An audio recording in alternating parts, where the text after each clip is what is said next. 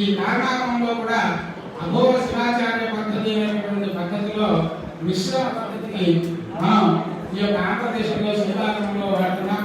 అంటే స్వామివారి దర్శనాది ప్రతిష్టాంతం ఆలయం నిర్మించేటటువంటి భూమిని దున్నడం మొదలుపెట్టి ఆలయాన్ని నిర్మించడం వరకు కూడా ఉన్నటువంటి సమస్త క్రియల్ని కూడా మన ఆంధ్రదేశంలో వాడేటటువంటి పద్ధతి ఏంటయ్యా అంటే 28 మూలాగమాలలో కారణాగమం అనేటువంటి ఆగమం ప్రకారం ప్రతి ఆగమానికి వల్ల మిశ్రమము కేవలము 3 రకాలు ఉన్నాయి. శుద్ధాగమము, మిశ్రమాగమము, కేవలాగమము. అంటే ఆగమంలో చెప్పబడినటువంటి అర్థములతోనే ఆగమంలో చెప్పబడినటువంటి విధానాలతోనే అర్థించాలి.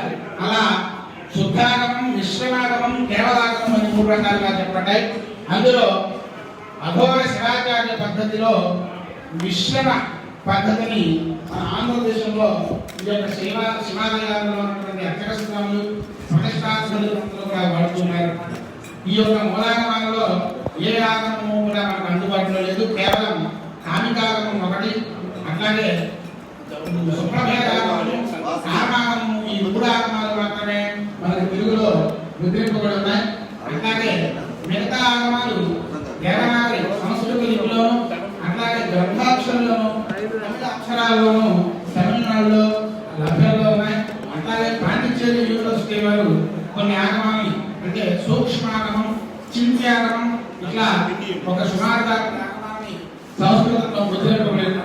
ఇటువంటి విపత్కర పరిస్థితుల్లో ఇట్లాంటి బ్రహ్మశ్రీ వేదముక్తులైన విష్ణుభక్త ఆంజనేయ చేరులు గారు ఈ యొక్క ఆగమ సభను నిర్వహించడం అనేటటువంటిది అర్చక సభ నిర్వహించడం ఇలాంటి పండితులు ఎన్నో అనేక యాగములు నిర్వహించినటువంటి పండితుల ద్వారా ఈ ఆగమ సభలు నిర్వహించడం ఎంతో ఉదాహరణ. ఎందుకంటే ఒక చిన్న విషయం నాకు ఇచ్చిన టైం అయిపోయింది, కానీ ఒక చిన్న విషయం చెప్పి ముగిస్తాను అధ్యక్షుల వారి అనుమతితో.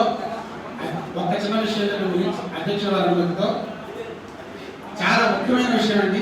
ఆగమాలు ఏ విధంగా నిర్లక్ష్యం చేయబడ్డాయనే దానికి చాలా ముఖ్యమైనటువంటి భూమికి లండన్ నటరాజ కేసు అనేటువంటి ఒక కేసు నడుస్తుంది. తమిళనాడులో ప్రఖ్యాత శైవ క్షేత్రంలో నటరాజస్వామి వారి మూర్తి దొంగిలింపబడింది. నటరాజస్వామి వారి మూర్తి దొంగిలింపబడింది. అది ఎక్కడికి వెళ్ళిందయ్యా అంటే లండన్ వెళ్ళిపోయిందండి. లండన్ తీసుకువెళ్ళిపోయారు దొంగలు. అక్కడ దొరికింది ఆ యొక్క నటరాజస్వామి వారి విగ్రహం. దొరికితే అక్కడ కోర్టులో ఆ విగ్రహమూర్తిని ప్రవేశపెట్టారు. వాదోపవాదాలు జరుగుతున్నాయి. సమస్య ఎవరికైనా ఇప్పుడు భారతదేశానికి లండన్ దేశానికి మధ్య కోర్టు వ్యవహారం. భారతదేశం వారేమో ఆ మూర్తి మారిని, లండన్ వారేమో ఆ మూర్తి మీది ఎలా అవుతుందో నిరూపించమని, అంటే 2 దేశాల సమస్యగా మారిపోయింది. అప్పుడు అక్కడ ఆ కేసుని భారతదేశం తరపున వాదించడానికి ప్రొఫెసర్ శివాగమ వాచస్పతి నాగరాజు అనేటటువంటి ఆర్కియాలజీ ప్రొఫెసర్ గారు ఒక ఆయన వెళ్ళారు. ఆర్కియాలజీ ప్రొఫెసర్ భారతదేశం తరపున ఈ లండన్ రాజా కేసును వాదించడానికి వాదిస్తూ ఉండగా అసలు ఆ మ్యాజిస్ట్రేట్ అడిగాక అసలు హిందూ దేవాలయం అంటే ఏమిటి అనే ప్రశ్న అడిగాక అసలు దేవాలయం అంటే ఏమిటి? దేవాలయాలు స్వతంత్రమైనటువంటి కేంద్రాలు. మన వాంగ్మయంలో మన వేద పురాణ ఇతిహాసాది ఆక్ష వాంగ్మయ సంపదంతా కూడా దేని కేంద్రంగా, దేనిని ఆధారం చేసుకుని, దేవుడి కేంద్రంగా తీసుకుని గొప్పగా పరిణమిల్లిందయ్యా అంటే దేవాలయాలే మూల కేంద్రాలు. ఒకప్పటి భారత ప్రాచీన దేవాలయాల్లో అన్ని రకాల వృత్తుల వారందరూ కూడా దేవాలయాన్ని ఆధారంగా చేసుకుని జీవించారు అని చెప్పి మన పురాణ శాసనాల ద్వారా మనకు తెలుస్తుంది. ఇలా చెప్పాక దేహో దేవాలయ ప్రోక్త జీవో దేవ సనాతన ప్రసాదం దేహం అని చెప్పి పెట్టాక ఆర్టీ ప్రొఫెసర్ మ్యాజిస్ట్రేట్ సాక్షాత్తు ఆలయానికి ఆ గర్భగృహంలో ఉన్నటువంటి శివుడికి కూడా పెట్టలేదు, సాక్షాత్తు ఆ పరమేశ్వరుడు దేహమే ఆ దేవాలయం అని చెప్పి ఆత్మలో ఎన్నో ప్రమాణాలను కోట్ చేసి చెప్పారు.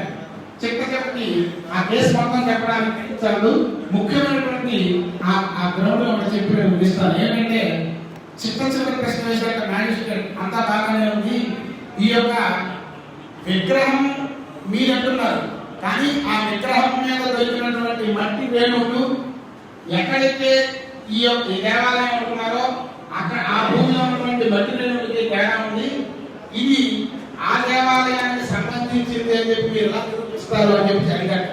ఎలా నిరూపిస్తారని చూడండి, ఎంత ఎంత బ్రహ్మాండమైనటువంటి, ఎంత క్లిష్టమైనటువంటి ప్రశ్న. విగ్రహం మీద దొరికినటువంటి మట్టి రేణువులు, ఆ విగ్రహం ఏ దేవాలయం అని చెప్తున్నారో ఆ దేవాలయంలో ఉన్నటువంటి భూమిలో ఉన్నటువంటి మట్టి రేణువులు తేడా ఉన్నాయి, ఆ దేవాలయానికి చెందిన విగ్రహం అని ఎలా నిరూపిస్తారని చెప్పి మ్యాజిస్ట్రేట్ అడిగారు ఈ ప్రొఫెసర్ని, కేసు వాదిస్తున్న ప్రొఫెసర్ గారిని. ఆయన చెప్పాట, అంతా అనుకున్నాను ఇంకా కేసు ఓడిపోతాం, ఇది చాలా క్లిష్టమైనటువంటి ప్రశ్న అని చెప్పి అనుకున్నాడు. అనుకున్నప్పుడు ఆ ప్రొఫెసర్ గారు చెప్పాట, సార్ మనీష్ విమానార్చన కల్పము వైఖానసాగరంలో మనీష్ విమానార్చన కల్పమైనటువంటి ఉత్కృష్టమైనటువంటి గ్రంథం ఉంది. ఆ గ్రంథంలో చెప్పబడింది, ఏమని చెప్పబడిందంటే, గ్రామానికి రాజ్యం మీద శత్రురాజులు దండెత్తినప్పుడు, దొంగల వల్ల భయములు ఏర్పడినప్పుడు, చోరుడు దొంగల వల్ల లేదా ఏదైనా ప్రకృతి వైపరీత్యాలు సంభవించినప్పుడు ఆ గర్భాలయంలో ఉన్నటువంటి చాలా ముఖ్యమైన విలువైన కౌతుక లోహమూర్తులన్నింటినీ కూడా తీసుకువెళ్ళి నదీ తీరాలలో కానీ ఏదైనా భద్రమైనటువంటి ప్రదేశంలో ఒక గుంతను తీసి ఆ గుంతను చక్కగా పంచగవ్యముల చేత పోషించి దర్భలను పరచి ఆ దర్భలపై ఆ విగ్రహమూర్తుల్ని ఏదైతే విలువైనటువంటి మూర్తులుగా ఆలయాలకు సంబంధించిన మూర్తులను భావిస్తామో వాటిని ఆ యొక్క అవటంలో నిక్షిప్తం చేసి ఆ యొక్క గుంతను చక్కగా సుదృఢం చేసి వచ్చేయాలి. అక్కడ గుంతలు కూడా ఉన్నట్టు కూడా తెలియకుండా దాన్ని సంరక్షించి రావాలి. ఆ గ్రామానికి రాజ్యానికి ఆ యొక్క బెడద తీరిపోయిన తర్వాత అలా విగ్రహమూర్తుల్ని ఆ గుంతలో నుంచి తీసుకువెళ్ళి ఆ ఆలయంలో ఉన్నటువంటి మూలమూర్తితో అనుసంధానం చేసి సంప్రోక్షణాలు క్రియలు ఆచరించి మళ్ళా పునఃసంధానం చేయాలి అని చెప్పి చెప్పబడింది అది విమానార్చన కల్పంలో సార్. అందుచేత ఆ విగ్రహం మీద ఉన్నటువంటి మట్టి రేణువులకి ఆ ప్రాంతంలో ఉన్నటువంటి మట్టి రేణువులకు ఎలా ఉందని చెప్పగానే మ్యాజిస్ట్రేట్ గారు చాలా సంతోషించి మీరు చెప్పినటువంటి, మీరు కోట్ చేసినటువంటి ఈ యొక్క ఆగమ శాస్త్ర ప్రమాణం ఏ గ్రంథంలో ఉంది, ఆ గ్రంథం ఏ సంవత్సరంలో ప్రచురింపబడింది, ఆ గ్రంథాన్ని ప్రచురించినటువంటి ప్రచురణకర్త ఎవరు, ఎక్కడ ప్రచురింపబడింది, ఈ వివరాలన్నీ కూడా నేను తెలుసుకొని రాసుకుని లండన్ కోర్టు యొక్క సిబ్బంది ఆ ప్రచురణకర్త యొక్క వివరాలన్నింటినీ కూడా సరిపోల్చుకున్న తర్వాత భారతదేశం తరఫున భావించినటువంటి ఆ కోర్టు కేసుని మనం గెలిచారు. అంటే చెత్త చివరిలో ఆయన అంటాడు, ఎందుచేతనో ఈ ఆగమ శాస్త్రాలన్నీ కూడా నిర్లక్ష్యం చేయబడ్డాయి, ఆ కారణం చేత భవిష్యత్తులో ఈ యొక్క కేసులను వాదించడానికి గెలవడానికి ముఖ్య కారణం ఈ యొక్క ఆగమ శాస్త్రాలు అని చెప్పి ఆయన ఆ కేసును అక్కడ ముగించారన్నమాట. ఆగమ శాస్త్రాలు నిర్లక్ష్యం చేయబడ్డాయి, భవిష్యత్తులో అన్ని యూనివర్సిటీల్లోనూ కూడా ఈ ఆగమ విద్యను ప్రోత్సహించాలని చెప్పి ఆర్టికల్ చివరిలో ఆ ఆర్కియాలజీ ప్రొఫెసర్ గారు నేను ఈ ఆగమ శాస్త్రాలలో కేసు గెలిచాను, భారతదేశ గౌరవాన్ని నిలపగలిగానని చెప్పి కోర్టు కేసు ముగించారన్నమాట. ఇటువంటి ఈ ఆగమ శాస్త్రాలు, ఇటువంటి మహనీయులు బ్రహ్మశ్రీ వేదమూర్తులైన అనేక యాగా ఆధ్వర్యులైనటువంటి కృష్ణపట్ల ఆంజనేయులు గారి ఆధ్వర్యంలో ఈ ఆగమాల యొక్క సదస్సు జరగడం ఎంతో ఉదాహరణ చెప్పి తెలియజేస్తూ నాకు ఇచ్చిన సమయం కన్నా ఎక్కువ సమయం మాట్లాడేందుకు నన్ను క్షమించాలని అనుకుంటూ, అట్లాగే భవిష్యత్తులో ఇలాంటి ఆగమ పరిరక్షణ కార్యక్రమాలను మీ యొక్క సంస్థ ద్వారా జరగాలని సభాపంగా మనవి చేస్తూ విరమిస్తున్నాను.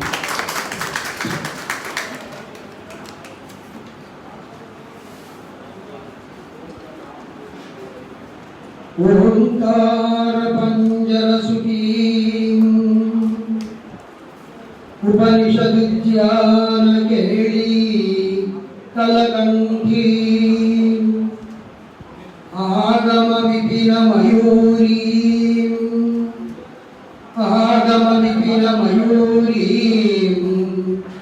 ఆర్యాం అంతర్విభావయే గౌరీ వాగర్భావివ సంపృక్తౌ వాగర్భ ప్రతిపత్తయే జగతః పితరౌ వందే పార్వతీ పరమేశ్వరౌ జగతః పితరౌ వందే పార్వతీ పరమేశ్వరౌ సదాశివ సమారంభాం శ్రీకంఠాచార్య మధ్యమాం అస్మదాచార్య పర్యంతం వందే గురు పరంపరాం. సభాయ నమః. ఈ ఆగమ అర్చక సదస్సు ఈ శ్రీ శ్రీ చంద్రశేఖర గురుపాదుకాపీఠం శ్రీ రామాయణ నవాన్నిక జ్ఞాన ట్రస్ట్ వారి సంయుక్త ఆధ్వర్యంలో శ్రీ బ్రహ్మశ్రీ విష్ణుభట్ల ఆంజనేయులు గారి యొక్క నేతృత్వంలో జరుగుతున్నటువంటి ఈ చతురాగమ సదస్సుకు ఇచ్చేసినటువంటి వేదికను అలంకరించినటువంటి ఆహూతులైనటువంటి అర్చక సోదరులందరికీ నా హృదయపూర్వక నమస్సుమాంజలి. ఈరోజు ఇది చాలా విశేషమైన విశిష్టమైనటువంటి శుభదినం. ఇది వైదిక శైవ వైభానస పాంచరాత్ర చతురాగమ సదస్సు. తెనాలిలో ఇది నాకు తెలిసి రెండవ పర్యాయం అనుకుంటున్నా. మొట్టమొదట నా చిన్నప్పుడు శ్రీ శ్రీ శ్రీ చంద్రశేఖర మహాస్వామి వారు అప్పుడు వైభానస శ్రేష్ఠులైనటువంటి రంగనాథాచార్యులు గారు, రామాచార్యులు గారు ఉన్నటువంటి మదీయ పితృదేవులు పూర్ణేశ్వర దీక్షితులు గారి యొక్క ఆధ్వర్యంలో శంకరుని మఠం, శంకరుడు కాకుమారి శంకరుని మఠంలో మీకు పెద్దవాళ్ళందరికీ కూడా తెలిసి ఉంటుంది. అప్పుడు మన చంద్రశేఖర సరస్వతి స్వామి వారు చతురాగమ సదస్సు అనేటువంటిది అతను ప్రారంభం చేశారు. ఇది ద్వితీయ పర్యాయం. ఈ మధ్యకాలంలో ఎప్పుడు జరగల. ఇది మన విష్ణు భట్ల వారి ఘనత.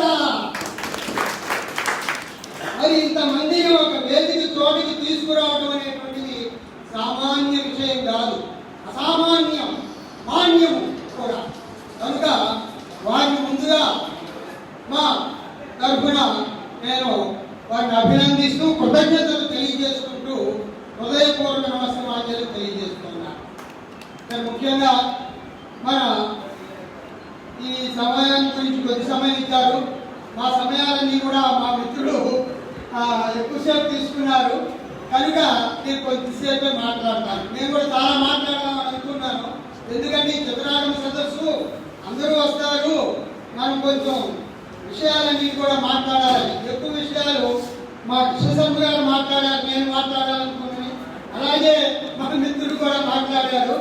సరే, దానికి ఏదైనా ఒక రెండు విషయాలు మాట్లాడాలి. ఈసారి ఒక రోజు మొత్తం పెట్టుకుందాం, రాత్రి దాకా.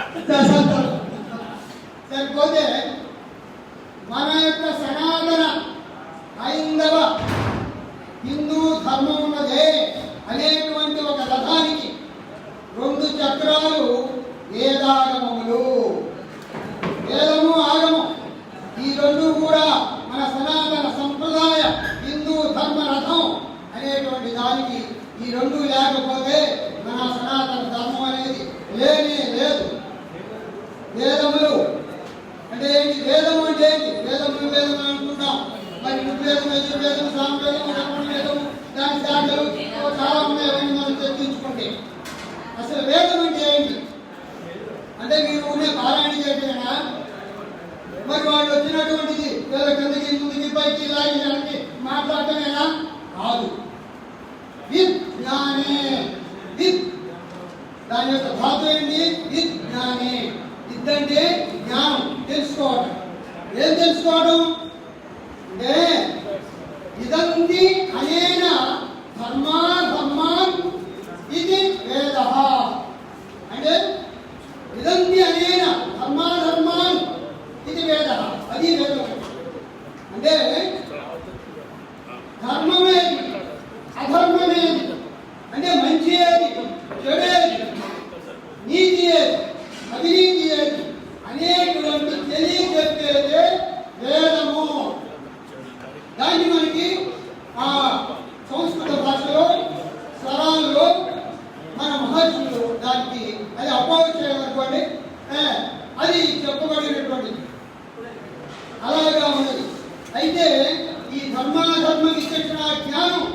తెలియజేస్తోంది. కనుక అదేవిధంగా ఏదైతే మన ప్రత్యక్షంగా కానీ పరోక్షంగా కానీ మనం ఏదైతే తెలుసుకోలేకుండా ఉన్నామో అది తెలియజెప్పేటువంటిదే వేదము. అది వేదం. విత్ అంటే జ్ఞానం. జ్ఞానం మనకి చెప్తుందని దాని యొక్క అర్థం మనం తెలుసుకుంటే, దాని యొక్క భావన తెలుసుకుంటే అది తెలియక మనకి తెలియరానటువంటిది, తెలియలేనటువంటిది ఏది లేదు లేదు లేదు. అది వేదం అంటే గొప్పతనం. అది ఇకపోతే ఆ వేదాల్లో చాలా రకాలు ఉన్నాయి, మనం వాటిలో ఇకపోతే ఆగమం. ఎందుకంటే 2 చక్రాలు ఈ సనాతన ధర్మ హిందూ రథానికి ఆగమం. ఆగమం అంటే ఏంటి? వచ్చింది. ఎక్కడి నుంచి వచ్చింది? పరమేశ్వరాత్ ఆగతయే ఆగమ. పరమేశ్వరాత్ ఆగతయే ఆగమ. ఆగమం వచ్చింది ఎక్కడి నుంచి? పరమేశ్వరుని దగ్గర నుంచి. అంటే మన ఆగమం శైవాగమం చెప్తుంది, వైభానుసుడి ఆగమం చెప్తుంది, కాంచరాత్ర ఆగమం చెబుతుంది. కాంచరాత్ర ఆగమం ఏం చెబుతుంది? 5 రోజులు పంచరాత్ర. పంచ అంటే 5 రోజులు శ్రీమన్నారాయణుడు ఆ గరుడునికి ఉపదేశించినటువంటిది 5 రోజుల్లో చెప్పేశాడు ఆయన. అది పాంచరాత్రం వాడు ఆగమాన్ని గురించి చెప్పేటువంటిది. అట్లాగే వైభానుసుడు విఘ్నసాగమం అంటే విఘ్నసాచార్యుడు తమ ఋషులకు పరంపరగా ఉపదేశించాడు ఆయన చెప్పినటువంటి. మరి శైవాగమం ఏం చెబుతోంది? ఆగతం శివవక్త్రాత్తు గతంతు గిరిజాముఖే మతం శ్రీ వాసుదేవేన తస్మాత్ ఆగమం ఉచ్యతే అని శైవాగమం చెబుతోంది. అంటే ఎక్కడి నుంచి వచ్చింది? ఆగతం శివవక్త్రాత్తు, శివుని యొక్క వక్త్రం ముఖం నుంచి వచ్చింది. అది గతం వ్యాప్తి చెందింది, గిరిజాముఖం వల్ల వ్యాప్తి చెందింది. నారాయణుడు దాన్ని సంబంధించాడు. మతం శ్రీ వాసుదేవేన, వాసుదేవుడు సాక్షాత్తు నారాయణుడు దాన్ని ఆమోదించాడు. అందువల్ల అది ఆగమమైందని మా శైవాగమం చూడవచ్చు. అంటే దీని గురించి ఇంకా చాలా చెప్పవచ్చు, సూక్ష్మంగా చూడవచ్చు.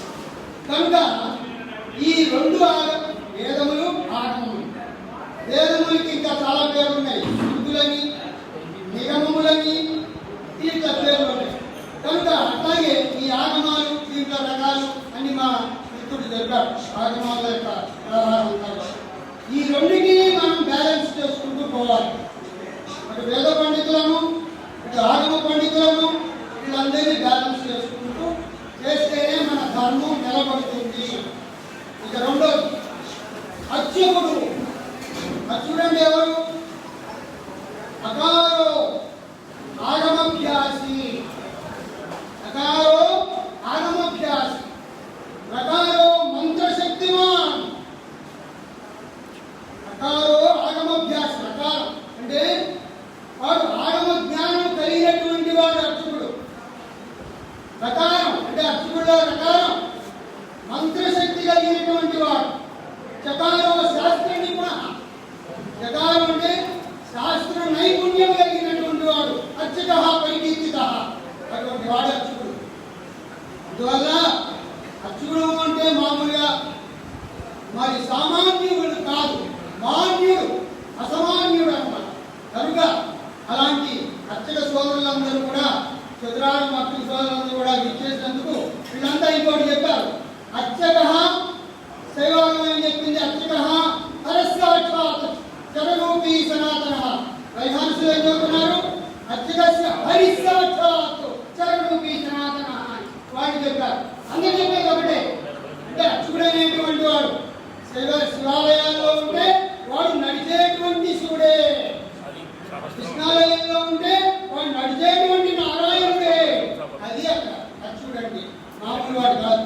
కనుక ఆ అర్చకుడిగా మన్ని సాక్షాత్తు భగవంతుడిగా కొలుస్తున్నారు. కనుక మనం ఆ లక్షణాలు కలిగి మన ఏంటంటే మన అర్చకులు చాలా మంది రకరకాలుగా ఉన్నారు. కనుక అలా కాకుండా మనం ఆ అర్చకత్వం భగవంతుని యొక్క స్వరూపంగా మనం ఇతరులు భావిస్తున్నారు. కనుక మనం సత్ప్రవర్తన, సచ్చీలము కలిగి ఉండి మనం ప్రజలందరికీ కూడా మేలు కలిగజేసేటువంటి వాడిగా ఉండాలి అనేటువంటి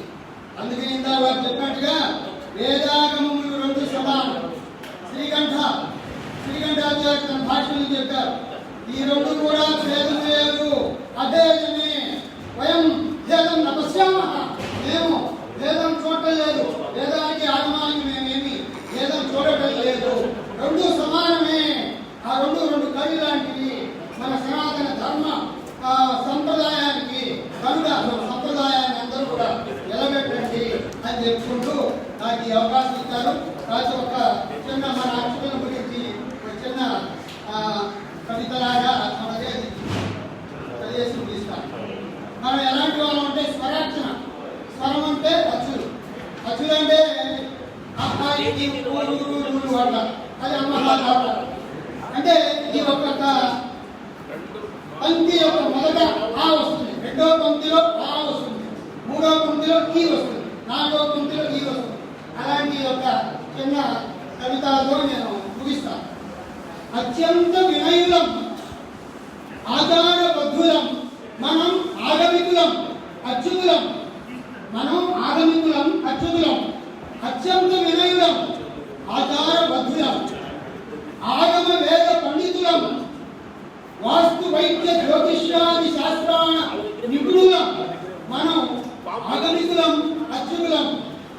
ఇంగిత జ్ఞానులం విజ్ఞాన ధురీణులం.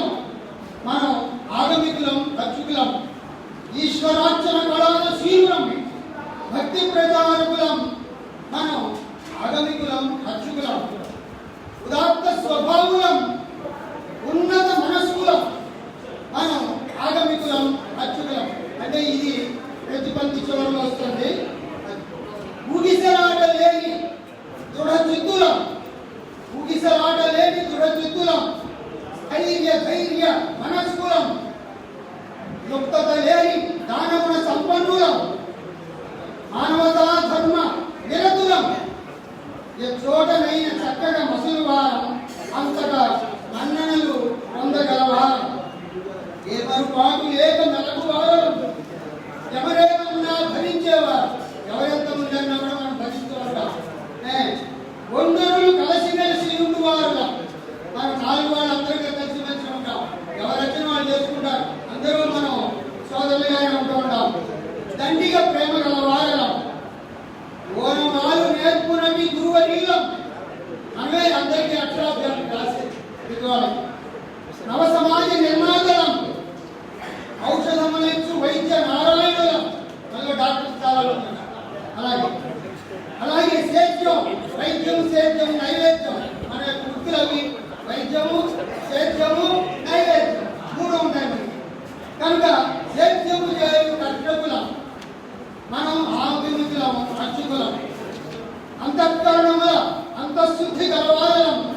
ఆత్మీయ స్వభావులం. ఎంతటి వారలం మనం ఆచార్య వర్యులం. అందుకని అర్చకుడు అంటే ఆచార్యుడు అని అర్థం. ఆచార్యుడు అందరూ కూడా ఈ ఆచార్య పదాన్ని అర్చక పదాన్ని దాని యొక్క గొప్పతనాన్ని మనందరూ తెలుసుకొని అలా ప్రవర్తిస్తూ మన హైందవ ధర్మాన్ని కాపాడుతారని చెప్పి మరి ఈ విష్ణు పట్ల ఆంజనేయ జయలు గారు ఇటువంటి సభను ఏర్పాటు చేసినందుకు ధన్యవాదాలు తెలియజేస్తూ మమ్మల్ని అందరినీ కూడా ఆహ్వానించినందుకు మరొకసారి ధన్యవాదాలు.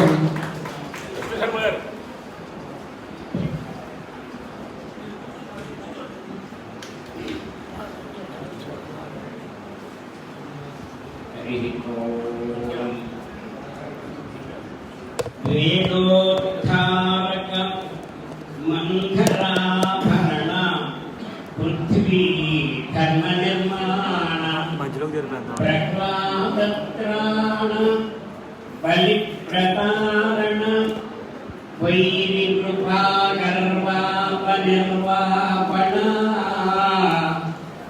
వైదేహీ భరణ ధనంజయ వ్యయం వ్యాపార పారీణ ధోని దివ్యకరుణ తమోహరణ తండ్రి వెంకటేశ ప్రభు తపోహరణ తండ్రి వెంకటేశ ప్రభు.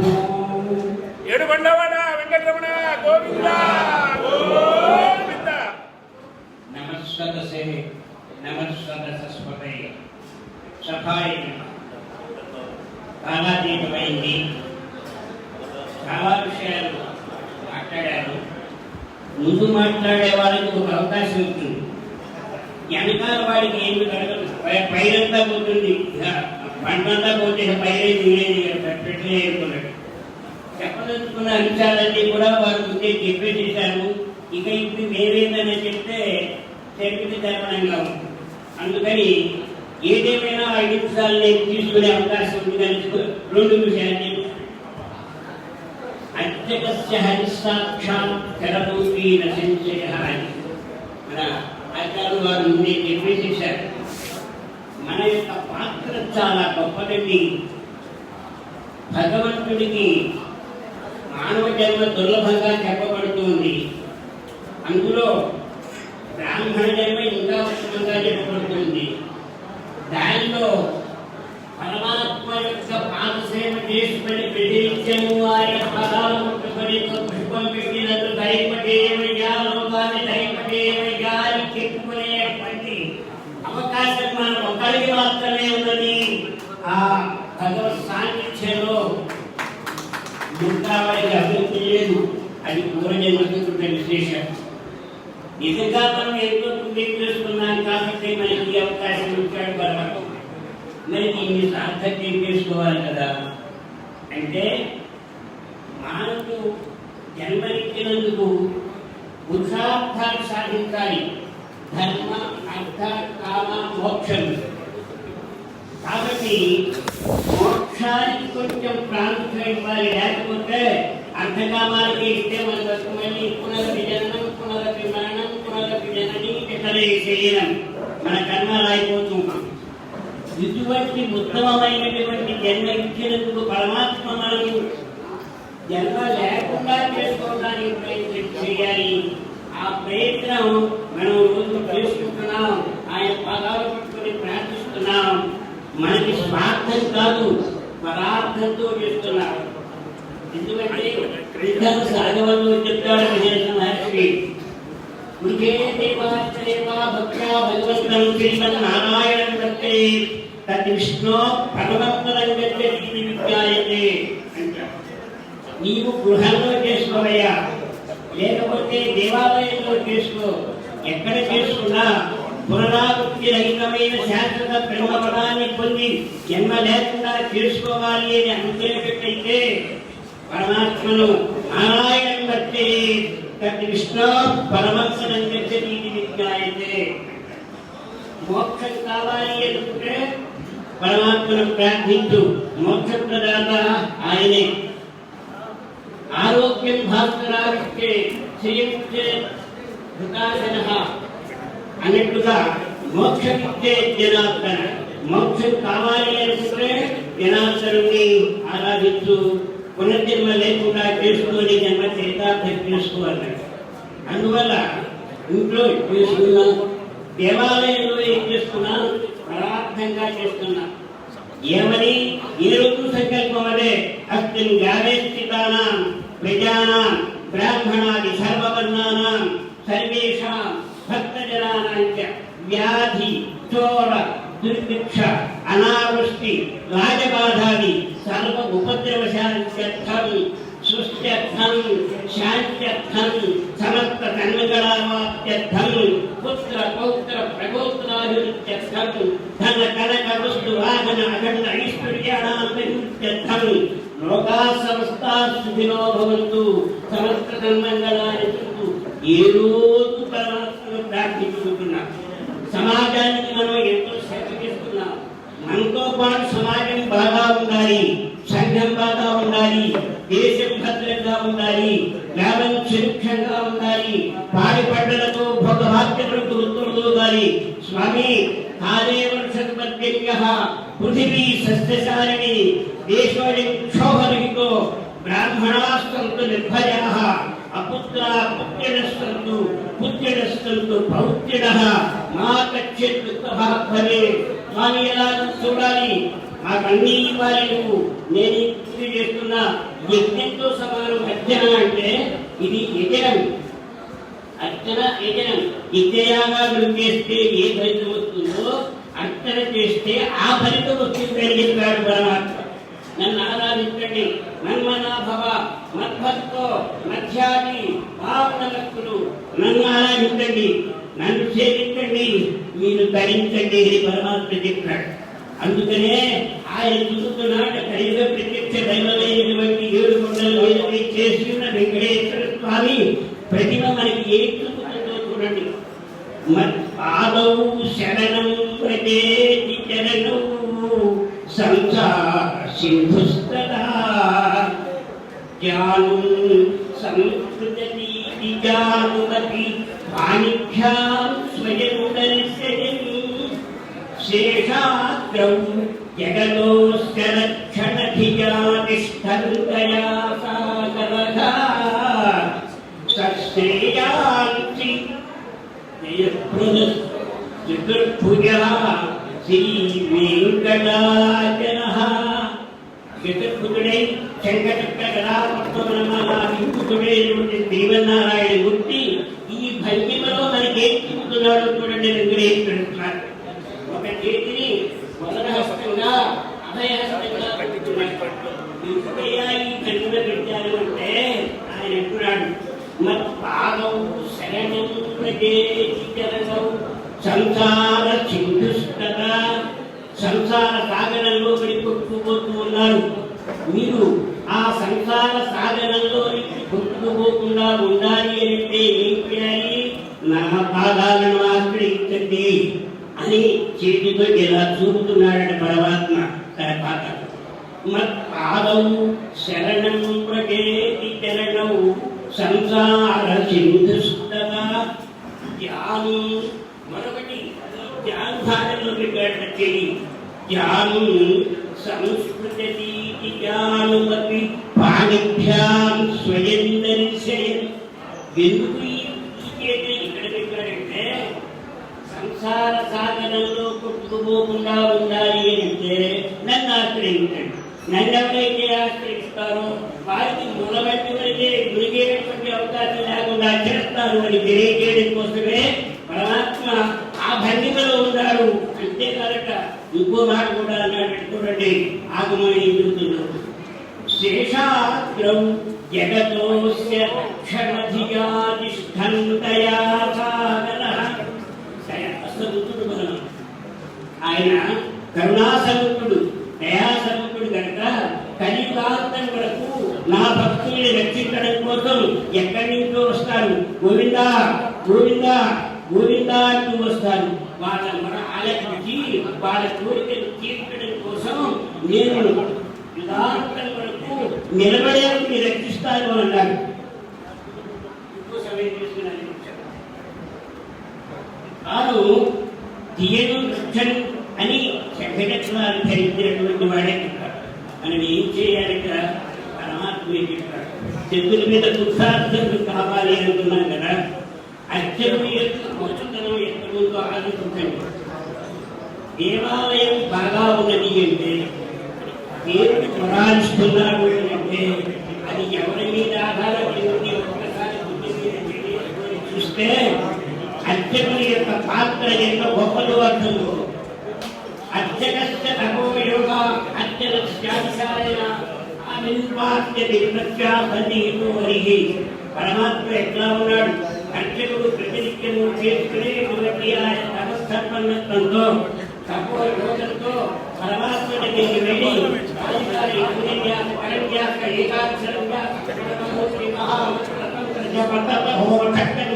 విరారంభాది ఆధారపూర్వాకృత్యం రక్తసింహాసనాధీరం వేదాంతవేద్యం శ్రీమన్నారాయణం విద్యుదిగయాన్ ఆధారశక్తి ధ్యాత్వా సప్తానవ పరిస్థితం సప్తానమధ్యే సహస్రదళ మధ్యే ఖండితా కంకణనిగా మధ్యే శ్రీమన్నారాయణం ధ్యాత్వా స్వామి మానసికార్థం చేసుకుంటాడు.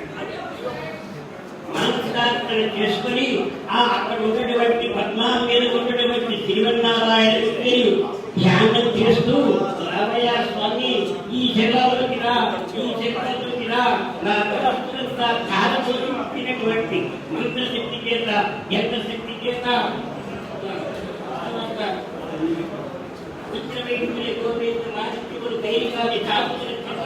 అక్కడ పరమాత్మను ప్రతిష్ఠించారు. యంత్రానికి అనుష్ఠానం చేశాం. అట్లాగే మంత్ర దీనికి చేశాం.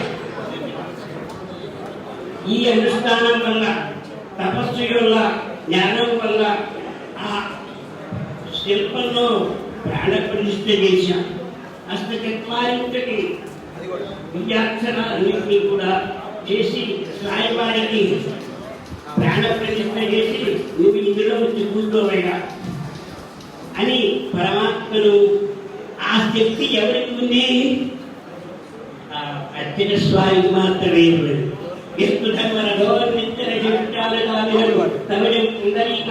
భగవంతం ఓం విష్ణుమావాహయామి, పురుషమావాహయామి, సత్యమావాహయామి, అద్భుతమావాహయామి, అనిరుద్ధమావాహయామి అని ఆ బింబంలోకి పరమాత్మను తాను అర్పిస్తున్నాడు. అర్పించి కూర్చో, అక్కడ కూర్చో. పూజావసానకం భావేన బింబే సన్నిహితుడు సుముఖో భవ, సుప్రసన్నో భవ, స్థిరాసనకుడు, సుప్రతిష్ఠితస్తు, సర్వభక్తాభీష్టరస్తు. ఏదోక్త నేను చేసేటువంటి ఉపచారాలన్నీ కూడా నేను గ్రహింప స్వామి అధ్యయిస్తున్నాను, ఆచరిస్తున్నాను, ఆచరణిస్తున్నాను, స్నానం చేయిస్తున్నాను, నీకు సమయమైన వస్త్రం ఇస్తున్నాను, ఆభరణాన్ని కూడా కైసేస్తున్నాను, నీకు కుండాన్ని సమర్పిస్తున్నాను, నైవేద్యాన్ని సమర్పిస్తున్నాను, గంధాన్ని సమర్పిస్తున్నాను, ధూపాన్ని సమర్పిస్తున్నాను. నేను ఇచ్చేటటువంటి ఈ ఉపచారములతో నీవు ఆనందాన్ని పొంది సంతుష్టుడమై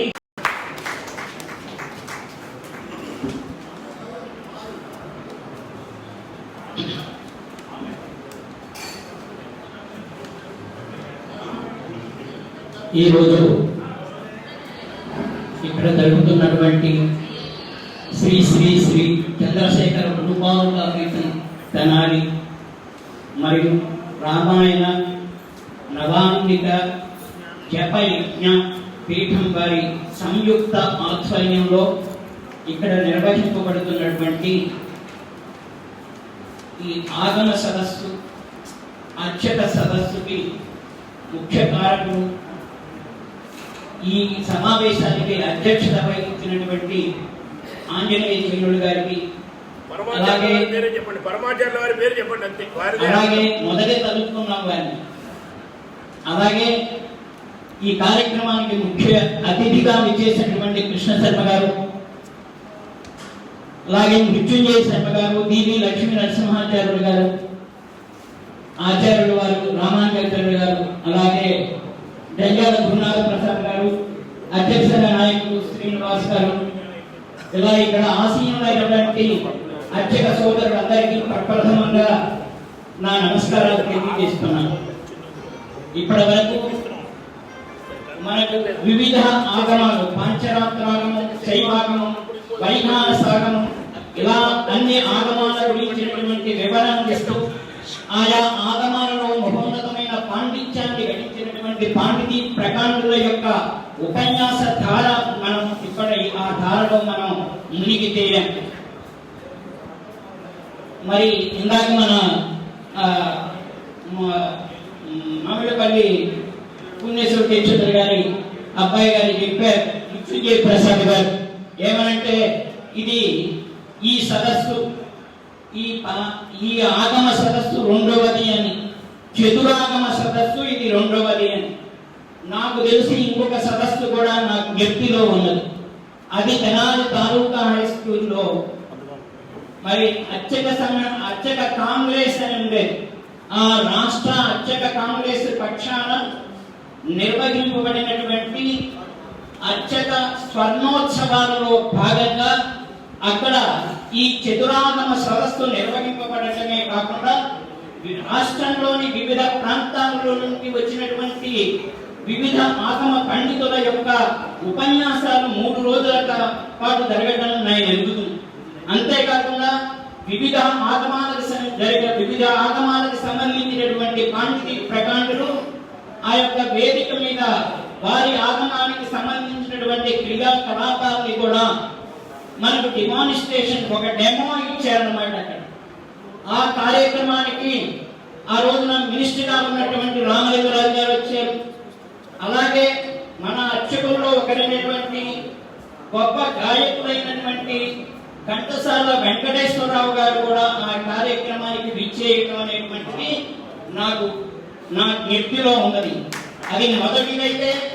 రెండోది వారు చెప్పినటువంటి చంద్రశేఖర స్వామి వారు వచ్చినటువంటిది, జయేంద్ర సరస్వతి వచ్చినటువంటి కార్యక్రమం రెండోదైతే. ముచ్చటగా మూడోది మన ఆంజనేయ చైనుడు గారు నిర్వహిస్తున్నటువంటి ఈ సదస్సు మూడోదిగా భావిద్దాం. ఈ సదస్సు ఇప్పటి వరకు మనం ఆగమ సదస్సు చూసాం. మరి వీరందరూ చెప్పినటువంటి ఆగమోక్తంగా ఎలా నిర్వహించాలి, మన ఆగమంలో ఉన్నటువంటి వైశిష్ట్యం ఏమిటి, వేదాలకి తీసిపోని విధంగా మన ఆగమం ఎలా ఉంది, వేదాలు మాత్రమే అపౌరుషేయాలు కాదు, ఆగమాలు కూడా అపౌరుషేయాలే అన్న విషయాన్ని స్థాపిస్తూ వీరు చేసినటువంటి ప్రసంగాల సారాంశాన్ని మనం ఇక్కడ వినడం జరిగింది. మరి మనం కూడా వారి వేద పండితులైన వారిని రోజు మనం గౌరవిస్తుంటాం. అపౌరుషమైనటువంటి ఆగమాలని అధ్యయనం చేసిన మనం కూడా ఒక గొప్పవాళ్ళమైనటువంటి ఒక తృప్తి, ఒక గర్వకారణమైనటువంటి విషయాన్ని మనం కూడా ఆకలింపు అర్చక స్వాములు కూడా ఆకలింపు చేసుకోవాల్సినటువంటి అవసరం ఎంతైనా ఉంది. అర్చక ప్రభావేణ శిలాభవతి శంకర అన్నారు. అర్చకుడి యొక్క ప్రభావంతో, అర్చకుడి యొక్క అనుష్ఠాన బలంతో, అర్చకుడి యొక్క ఆరాధనా బలంతో, అర్చకుడి యొక్క అభిషేక బలంతో, అర్చకుడి యొక్క అలంకార బలంతో ఆ శివుడుగా మారుతాడు, వెంకటేశ్వరుడుగా మారతాడు, శ్రీరాముడుగా మారతాడు, అందరికీ ఆయురారోగ్య అన్నిటినీ ప్రసాదిస్తాడు. ఇది నిత్యం మనం చూస్తుంటాం. కాకపోతే ఇదంతా పిలిస్తే మన ఆగమాన్ని వీటన్నిటిని అధ్యయనం చేయవలసినటువంటి అవసరము, నిత్యార్చన చేసుకొని వలసినటువంటి అవసరము ఉంది. కానీ మనం లౌకిక జీవనాన్ని కూడా గడుపుతున్నాం. మనకు అనేకమైనటువంటి లౌకిక బాధలు ఉన్నాయి. ఇవన్నీ కూడాను ముఖ్యంగా అర్చక సంఘంలో ఉన్నటువంటి వాళ్ళకి తెలిసినటువంటి విషయాలు. మనం క్రియారూపకంగా నిత్య జీవితంలో అనుభవిస్తున్నటువంటి విషయాలు కూడా. ఇది చెప్పడానికి ముందర నేను మన ఆంజనేయ చైతన్య గారికి మళ్ళీ నేను మర్చిపోగలనేమో అన్న ఉద్దేశంతో ఒక 2 సూచనలు వారికి చేస్తున్నాను. ఏమిటంటే, మాకు ఒక ప్రశంసాపత్రం కూడా అర్చక సేవారత్నం మీకు ఇవ్వాలి, నాకు కాదు. అర్చక సేవారత్నం మేము కాదు. ఎందుకంటే మీరు ఇప్పుడు ఇంత సేవ చేస్తున్నారు కాబట్టి మీరు అర్చక సేవారత్నం. ముఖ్యంగా ఈ ఆగమాలన్నింటినీ గురించి, ఆగమ వైశిష్ట్యాన్ని గురించి ఒక్కొక్క రోజు ఒక్కొక్క ఆగమానికి సంబంధించినటువంటి అర్చక స్వామిని ఇక్కడ పిలిపించి ఆ ఆగమంలో ఉన్నటువంటి పండితులను ఇక్కడికి రావించి వారి ద్వారా మీరు వీరికి ఒక రోజైనా సరే వారి ఆగమాల గురించి తెలియజెప్పితే, అంటే వారికి తెలియదనే కాదు, మనం ఒక రిఫ్రెషర్ క్లాస్ లాంటిది నిర్వహిస్తే, అలాగే వైధాన సాగమం, పంచరాత్రగమం, వివిధ ఆగమాలకు సంబంధించినటువంటి విషయాన్ని బోధిస్తే ఆ ఆగమ వైశిష్ట్యాలు ఆకలింపు చేసుకుంటానికి ఈ తరం వారికి కూడా వీలవుతుందని, అలాంటి ఒక కార్యక్రమానికి మీరు శ్రీకారం చుట్టాలని చెప్పేసి నేను వారిని సభాముఖంగా కోరుతున్నాను. 3 రోజుల పాటు ఆ కార్యక్రమం 4 రోజులు పెట్టండి. చతురాగమ సదస్సు కదా, అంటే ఏ ఆగమానికి ఆగమే 3 రోజులు పెట్టాలి. ఇంకా మంచిది. వేరే చోట పెట్టి మీరు ఇచ్చేస్తే ఇంకా మంచిది. అది ఎందుకంటే కనీసం 3 రోజులైనా విజ్ఞానాన్ని పొందడానికి అవకాశం ఉంటుంది. వారు దానికి అంగీకరిస్తారు, దానికి వారు సమర్థులు కూడా. ఈ విషయాన్ని చెప్పడానికి ముందర నేను ఈ ధైర్యం, ఈ ఆగమాన్ని, ఈ ఆగమ సదస్సు కాదు, జరగబోయే సదస్సు కూడా వారు నిరాటంకంగా దిగ్విజయంగా కొనసాగించగలరు అనడానికి నాకు ధైర్యం ఏంటంటే, మరి ప్రపంచాన్ని అంతా వణికించింది కరోనా. ఆ కరోనా కష్టకాలంలో ప్రపంచంలో ఇందులో నుంచి బయటికి రావడానికి కూడా గడగడలాడుతున్నటువంటి ఒక భయానక దయనీయమైనటువంటి పరిస్థితుల్లో ప్రజానీకం ఉంటే, ఆ సందర్భంలో వారు బయటికి వచ్చి రోజుకి కొన్ని వేల మందికి అన్నదానం చేసేటువంటి ఒక గొప్ప మహాయజ్ఞాన్ని ఈ తెనాలి పట్టణంలో నిర్వహించడం అనేటువంటి తెనాలి పట్టణానికి గర్వకారణం ముఖ్యంగా మన బ్రాహ్మణ సమాజానికి కూడా గర్వకారణం జరుగుతుంది. ఎందుకంటే వారు కుల విచక్షణ పెట్టుకోకుండా ఇక్కడే వారు నిరంతరం 24 గంటలు ఇక్కడే ఉండి ఆహార పదార్థాలన్నీ అత్యంత రుచికరంగా ఉండేటట్టుగా ఏదో మనం పెడుతున్నాము వాళ్ళకి ఇస్తున్నాము అనేటువంటి పరిస్థితి కాకుండా ఒక రోజున పంచపక్ష పరమాన్నాలంటే ఏమిటో రుచి చూపించారు ఈ తెనాలి ప్రజానీకానికి. ఎవరైతే ఈ చుట్టుపక్కల నుంచి వచ్చారో వాళ్ళందరూ కూడా వారి యొక్క అన్న ప్రసాదాన్ని రుచి చూసినటువంటి వాళ్ళు. అది సామాన్యమైనటువంటి విషయం కాదు. ఈ సదస్సు నిర్వహించడం అనేటువంటిది చాలా తేలికైనటువంటి విషయం వారిగా అంత గొప్ప మహాయజ్ఞాన్ని అన్నదాన కార్యక్రమ యజ్ఞాన్ని నిర్వహించి దాంట్లో విజయవంతమైనారు. అంతేకాకుండా ఒక్కొక్కరికి అటు హెల్త్ డిపార్ట్మెంట్ వాళ్ళకి ఇటు పోలీస్ డిపార్ట్మెంట్ వాళ్ళకి కిలోల మన అవకాశం ఇచ్చారా, ఇంకా ఏమైనా సరే ఇటువంటివి ఎన్ని వాళ్ళు సరఫరా చేశారో ఇదంతా చూస్తే ఇది ఎట్లా ఇది పాజిబుల్ అయింది అనే ఆశ్చర్యకరమైనటువంటి విషయం. నేను అనేక లౌకిక కార్యక్రమాల్లో పాల్గొంటూ వివిధ ప్రాంతాలకు వెళ్తుంటాను. అక్కడ నన్ను అడిగారు, మీ తెనాలిలో ఎవరండి ఈ కార్యక్రమం చేసేది, ఇది ఎట్లా సాధ్యమవుతుంది, వాడు బాగా ధనవంతులా, వాళ్ళ దగ్గర బాగా డబ్బులు ఉన్నాయా, మరి ఎక్కడి నుంచి ఈ కార్యక్రమాలను నిర్వహిస్తున్నారు అన్న విషయాన్ని నన్ను అనేక మంది అడగడం జరిగింది. అప్పుడు నేను చెప్పాను, వారికి అంత ఆర్థిక స్తోమత లేదు, వారి మొహం చూస్తేనే ఇస్తారు, వారి ఆశీర్వాదం తీసుకున్న వాళ్ళందరూ వారు ఎప్పుడు అడుగుతారా అని వారు చూస్తూనే ఉంటారు. ఎక్కడెక్కడి నుంచో ఆ కార్యక్రమాన్ని వారు మనస్ఫూర్తిగా ఒక అంకిత భావంతో చేస్తున్నారు కాబట్టి ఆ కార్యక్రమం అంత దిగ్విజయమైంది అన్న విషయాన్ని మీకందరికీ తెలుసు. మనం ఇక్కడ అది చెప్పడం అనేటువంటిది అవసరం కాబట్టి నేను ఈ సభాముఖంగా తెలియజేస్తున్నాను. వారికి రాబోయే కాలంలో మరి ఈ సదస్సును 3 రోజుల పాటు నిర్వహించడం అనేటువంటిది పెద్ద కష్టమైన కార్యక్రమం కాదని చెప్పేసి ఆ కార్యక్రమం వారి ఉద్దేశంగాల మీద ఉంటే మేము వారందరికీ సహకరిస్తామని కూడా ఈ సభాముఖంగా తెలియజేస్తున్నాం. లేకపోతే అర్చకుడి బాధ ఎదుర్కొంటున్నటువంటి సమస్య అంటే ముఖ్యంగా మనం హెరిటరీ సమస్య. మనలో ఎక్కువ మంది మరి వంశ పారంపర్యంగా వస్తున్నటువంటి అర్చకత్వాన్ని వంశ పారంపర్యంగా మనం నిర్వహిస్తున్నాం. కానీ చల్లా కొండయ్య కమిషన్ వచ్చి ఒక చట్టాన్ని తీసుకొచ్చి, ఒక రాక్షస చట్టాన్ని తీసుకొచ్చి మన అర్చకుల మీద రుద్ది అర్చకుల జీవన భృతికి మీద దెబ్బకొట్టి మన యొక్క వంశ పారంపర్య హక్కుని నాశనం చేసి మనల్ని వీధులు పాలు చేసినటువంటి ఒక రాక్షస చట్టానికి శ్రీకారం చుట్టడం జరిగింది చల్లా కొండయ్య కమిషన్ ద్వారా.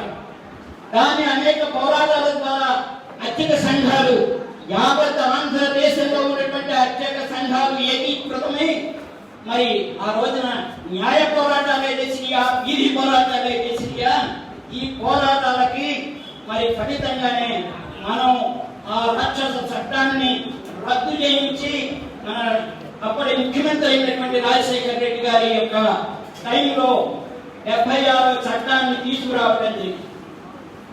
ఆ చట్టాన్ని అమలు చేయడం కోసం ఆ తర్వాత వచ్చినటువంటి ప్రభుత్వానికి అర్చక సంఘం తరఫున అనేక తరగతి విజ్ఞాపన పత్రాలు ఇవ్వడం జరిగింది.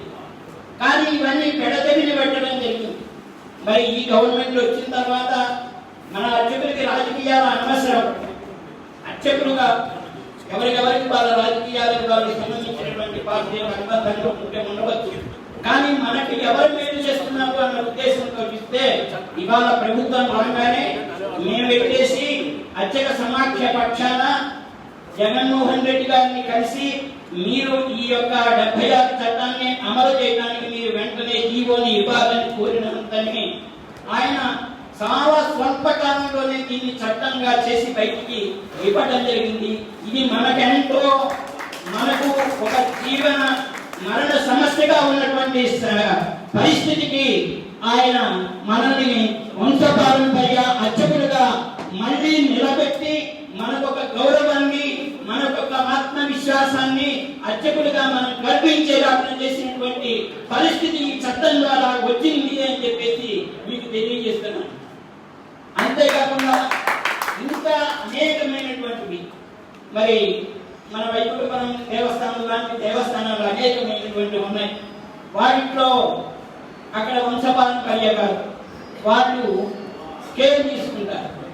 ఆ స్కేల్ తీసుకుంటే మామూలుగా గవర్నమెంట్ ఉద్యోగస్తులు చూడండి, వాళ్ళ దగ్గరే ఉన్నటువంటి ఈవోకి ప్రజెంట్ స్కేల్ వస్తుంది, ప్రజెంట్ డిఏ వస్తుంది. ఎంబడే ఇవ్వంగానే డిఏ పెరగంగానే డిఏ వేసుకుని వాళ్ళు డ్రా చేసుకుంటారు. మరి స్కేల్ పెరగంగానే ఇంక్రిమెంట్ సకాలంలో అన్నీ వస్తాయి. కానీ ఒక అర్చక స్వామికి ఈ బిఆర్సీ వస్తే ప్రజెంట్ బిఆర్సీ కాదు, అంత క్రితం 2 తరవాలుగా ఉన్నటువంటి ఆ బిఆర్సీ అమలవుతుంది. ఇప్పుడు 12 బిఆర్సీ ఉందనుకోండి, అది ఏ 9 బిఆర్సీనో వస్తుంది. డిఏ ఉన్నదనుకోండి, 5 డిఏలు వెనకుంటాడు అర్చకుడు. ఇది ఒక దారుణమైనటువంటి దయనీయమైనటువంటి పరిస్థితి. ఆ అర్చకులు కూడా వంశపారంపర్య అర్చకులు ఎలాగైతే మరి జీవితాంతము ఉంటారో వాళ్ళు కూడా అలాగే ఉండాలనుకోలేదు. అది సాధ్యం కాదన్నారు. సాధ్యం కాకపోతే ఎలా సాధ్యం కాదు? మీరు ఎలా తీసుకుంటున్నారు డిఏలు, మీరు ఎలా తీసుకుంటున్నారు ప్రజెంట్ స్కేల్, మీరు ఎలా తీసుకుంటున్నారు పెన్షన్, మరి పెన్షన్లు రావు, స్కేల్ ఇవ్వరు, డిఏ పెన్షన్ ఇవ్వరు. కాబట్టేసి మీరు ఇవ్వనన్నాయివ్వండి పెన్షన్లు, కాకపోతే జీవితాంతం వాళ్ళు పనిచేసేటువంటి వెసులుబాటైనా కనిపించమని రాష్ట్ర అర్చక సమాఖ్య పక్షాన కోరడం జరిగింది. అలాగే టీడీఎన్ఎస్ ధూపదీప నైవేద్యం స్కీమ్ ఇప్పుడు ఏం చేశారంటే తాత్కాలికంగా 60 ఏళ్ళకి వాళ్ళు రిటైర్ అవుతున్నారు. 65 ఏళ్ళ నుంచి తర్వాత 2 ఏళ్ల పాటు దాన్ని తాత్కాలికంగా పొడిగిస్తూ ఒక సర్కులర్ని ఇవ్వటం జరిగింది. అంతేకాకుండా ఒక 10 రోజుల క్రితం అజాద్ ఆయన డిప్యూటీ కమిషనర్ ఏం చేశారంటే ఎవరిని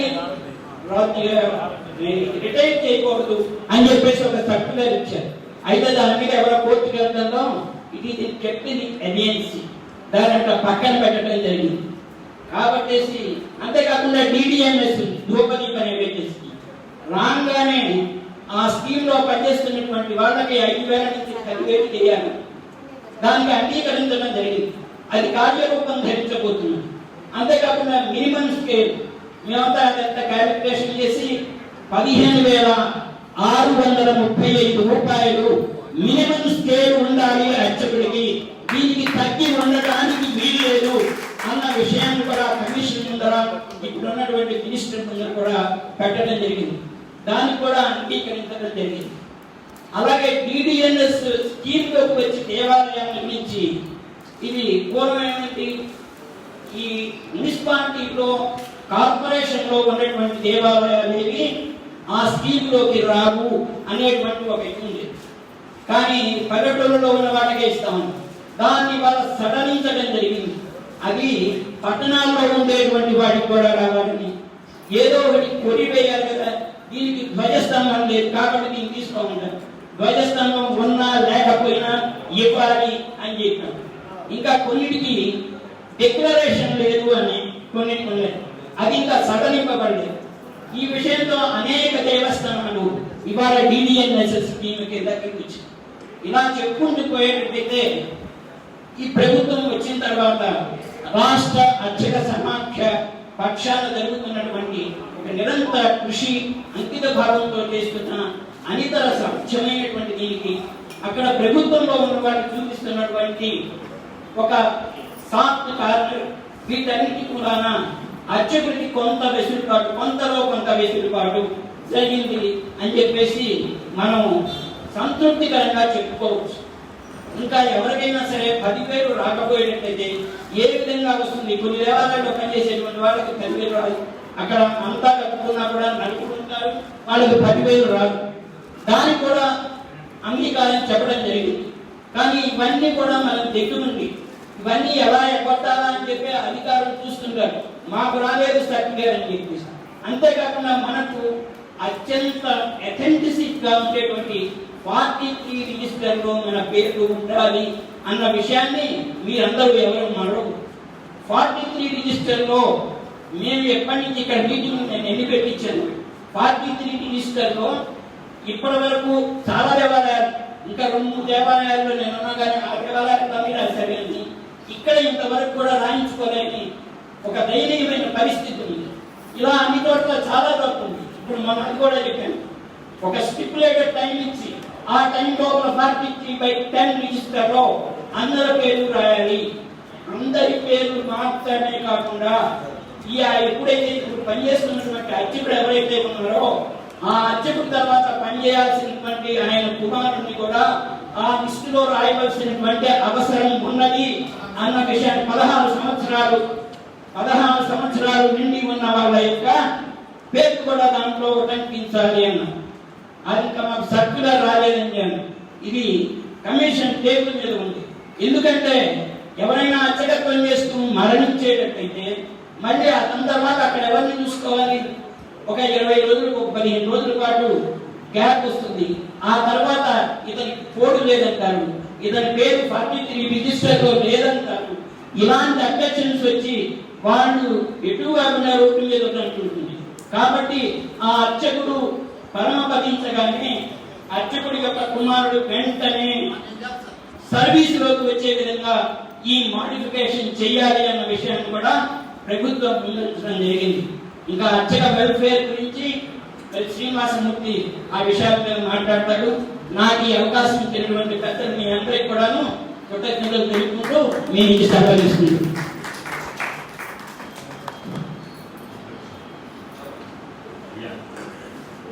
పెద్దలు చెప్పారు ఇందాక చిత్రాగమ సభ 4 రోజులు చేయాలి అని చెప్పి.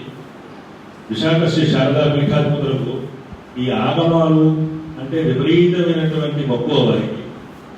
2004వ సంవత్సరంలో చతురాగమ సదస్సు అన్నది విశాఖపట్నంలో ఆ రోజు స్వామివారి ఆధ్వర్యంలో ప్రహ్లాద కళ్యాణంలో నిర్వహించుకున్నారు.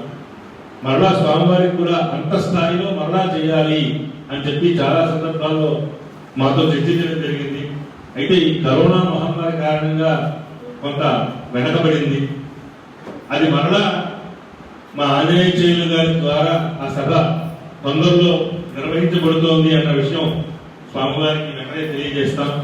వారి యొక్క మంగళాశాసనాలు పూర్తిగా ఈ సభకు ఉంటాయి. అలాగే ప్రభుత్వం పక్షాన అర్చక ట్రైనింగ్ అకాడమీ తరఫున సంపూర్ణమైనటువంటి సహకారం ఈ సభ 4 రోజులకి కూడా ప్రభుత్వం పక్షాన ఉంటుంది అని చెప్పి తెలియజేస్తూ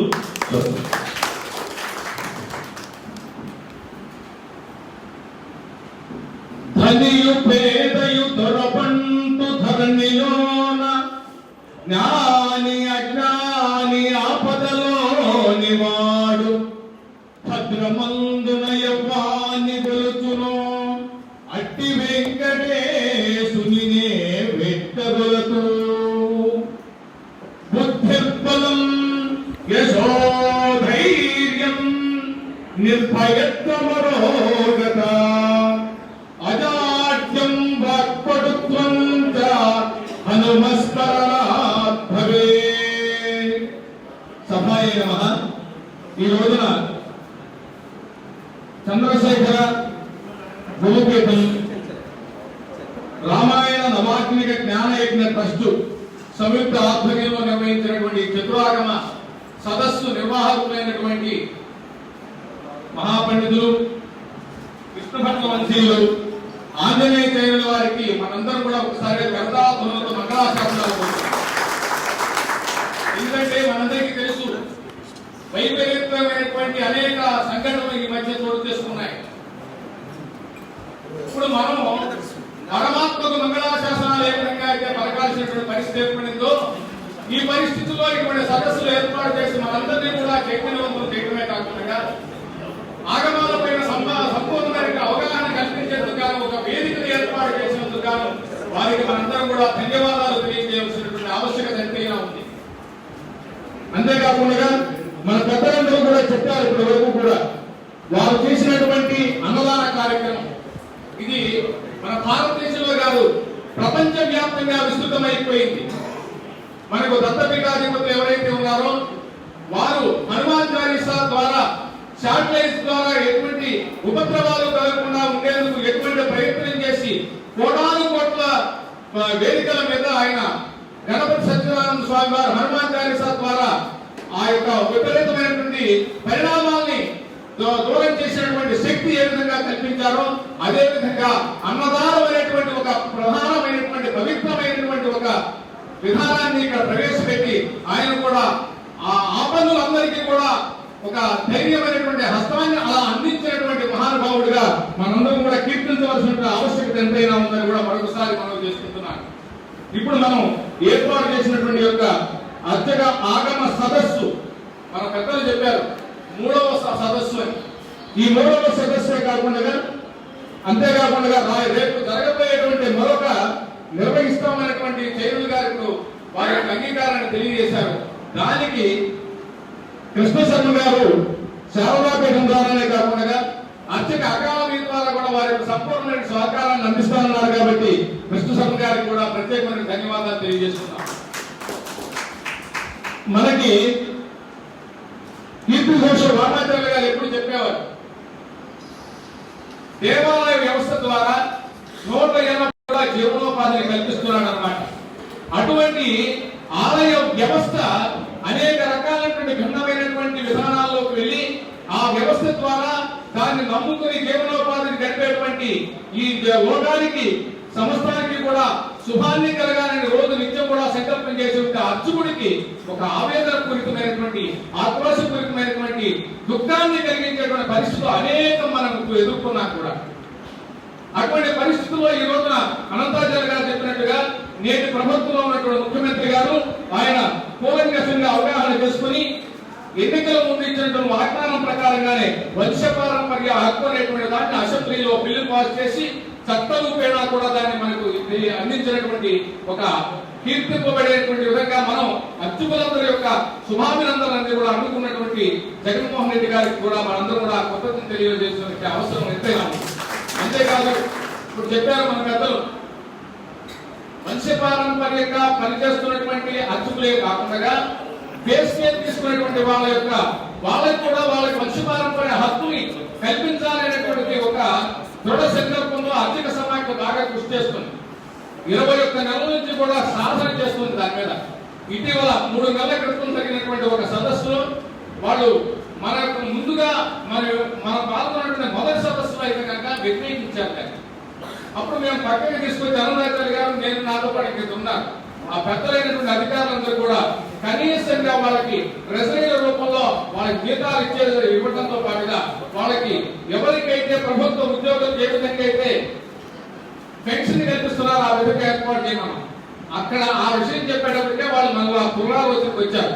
దీనికన్నా కూడా వంశపారంపర్య హక్కునే కంటిన్యూషన్ చేస్తే బాగుంటుందేమో, దీనికి ఏ విధమైనటువంటి చట్టపరమైనటువంటి ఇబ్బందులు లేకుండా కొనసాగిస్తే బాగుంటుందేమో మరి పునఃపరిశీలనకు వెళ్ళారు. దానికి ఆత్రేయ బాబు గారు, రాంబాబు గారు, అలాగే అనంతాచార్య వారు వీరందరూ కూడా చట్టపరమైనటువంటి కొన్ని అంశాలని వాళ్ళకి ఇవ్వడం జరిగిన సూచనలు ఇచ్చారు. దాన్ని పునఃపరిశీలనలో ఉన్నది ఇప్పుడు అది.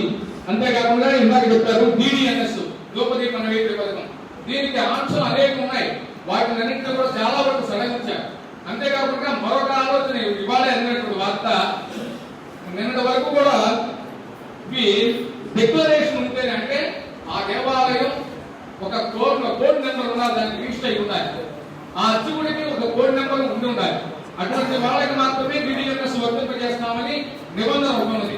దాన్ని కూడా రద్దుపరిచి ఎటువంటి నిబంధనలు దీనికి ఆటంకాలు లేకుండా రిజిస్ట్రేషన్ నెంబర్ డిక్లరేషన్ కూడా లేకుండానే ఆలయాల్లో పనిచేసేటువంటి అర్చకులు అందరికీ కూడా ప్రైవేట్ దేవస్థానాలు కానీ దేవాదాయ శాఖలో పనిచేసేటువంటి వారికి కానీ అందరికీ కూడా సమానంగా వర్తింపజేయాలనేటువంటి దాని మీద కూడా ఈ రోజున చర్చిస్తున్నట్టుగా కమిషనర్ కార్యాలయంలో దీని మీద చర్చ జరుగుతున్నట్టు కూడా సమాచారం అందింది.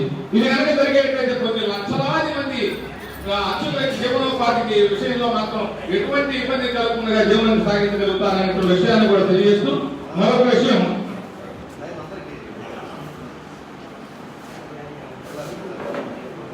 మనందరం కూడా అనేక రకాలుగా మన కృష్ణాచార్య గారు కానీ ముత్తిదేవ ప్రసాద్ గారు కానీ చెప్పారు. మనకి అర్చకుని యొక్క లక్షణాలు ఏ విధంగా ఉండాలి, ఏ విధంగా మనం ఆచరిస్తే ఆలయ వ్యవస్థలో ఆ దేవాలయం నిలబడతాయి ఇవన్నీ కూడా చెప్పుకుంటూ వచ్చారు. ఈ విధంగా వీటి మీద మనం ఆధారపడి జీవనం చేసేటువంటి వారికి మనకి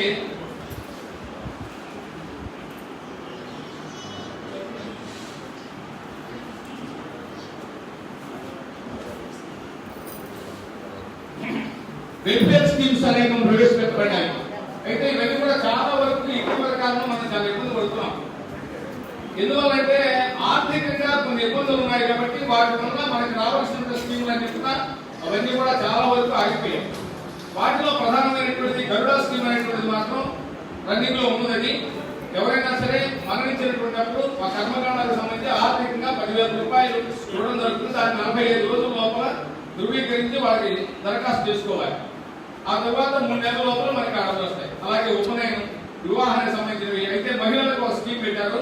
అది మాత్రం బ్యాంకుల కన్నా కూడా అధికమైనటువంటి వడ్డీ ఉన్నది కాబట్టి ఆ లింక్ సంబంధించినటువంటి మహిళల యొక్క ఆ స్కీమ్ కనుక ఎక్కడైనా సరే ఒకళ్ళ కనుక సక్రమంగా కట్టకపోతే అది స్కీమ్ ఒకసారిగా కట్ అయిపోతుంది. కాబట్టి ఆ స్కీమ్ లోకి ఎవరిని కూడా వెళ్ళవద్దని మేమే సూచిస్తున్నాము.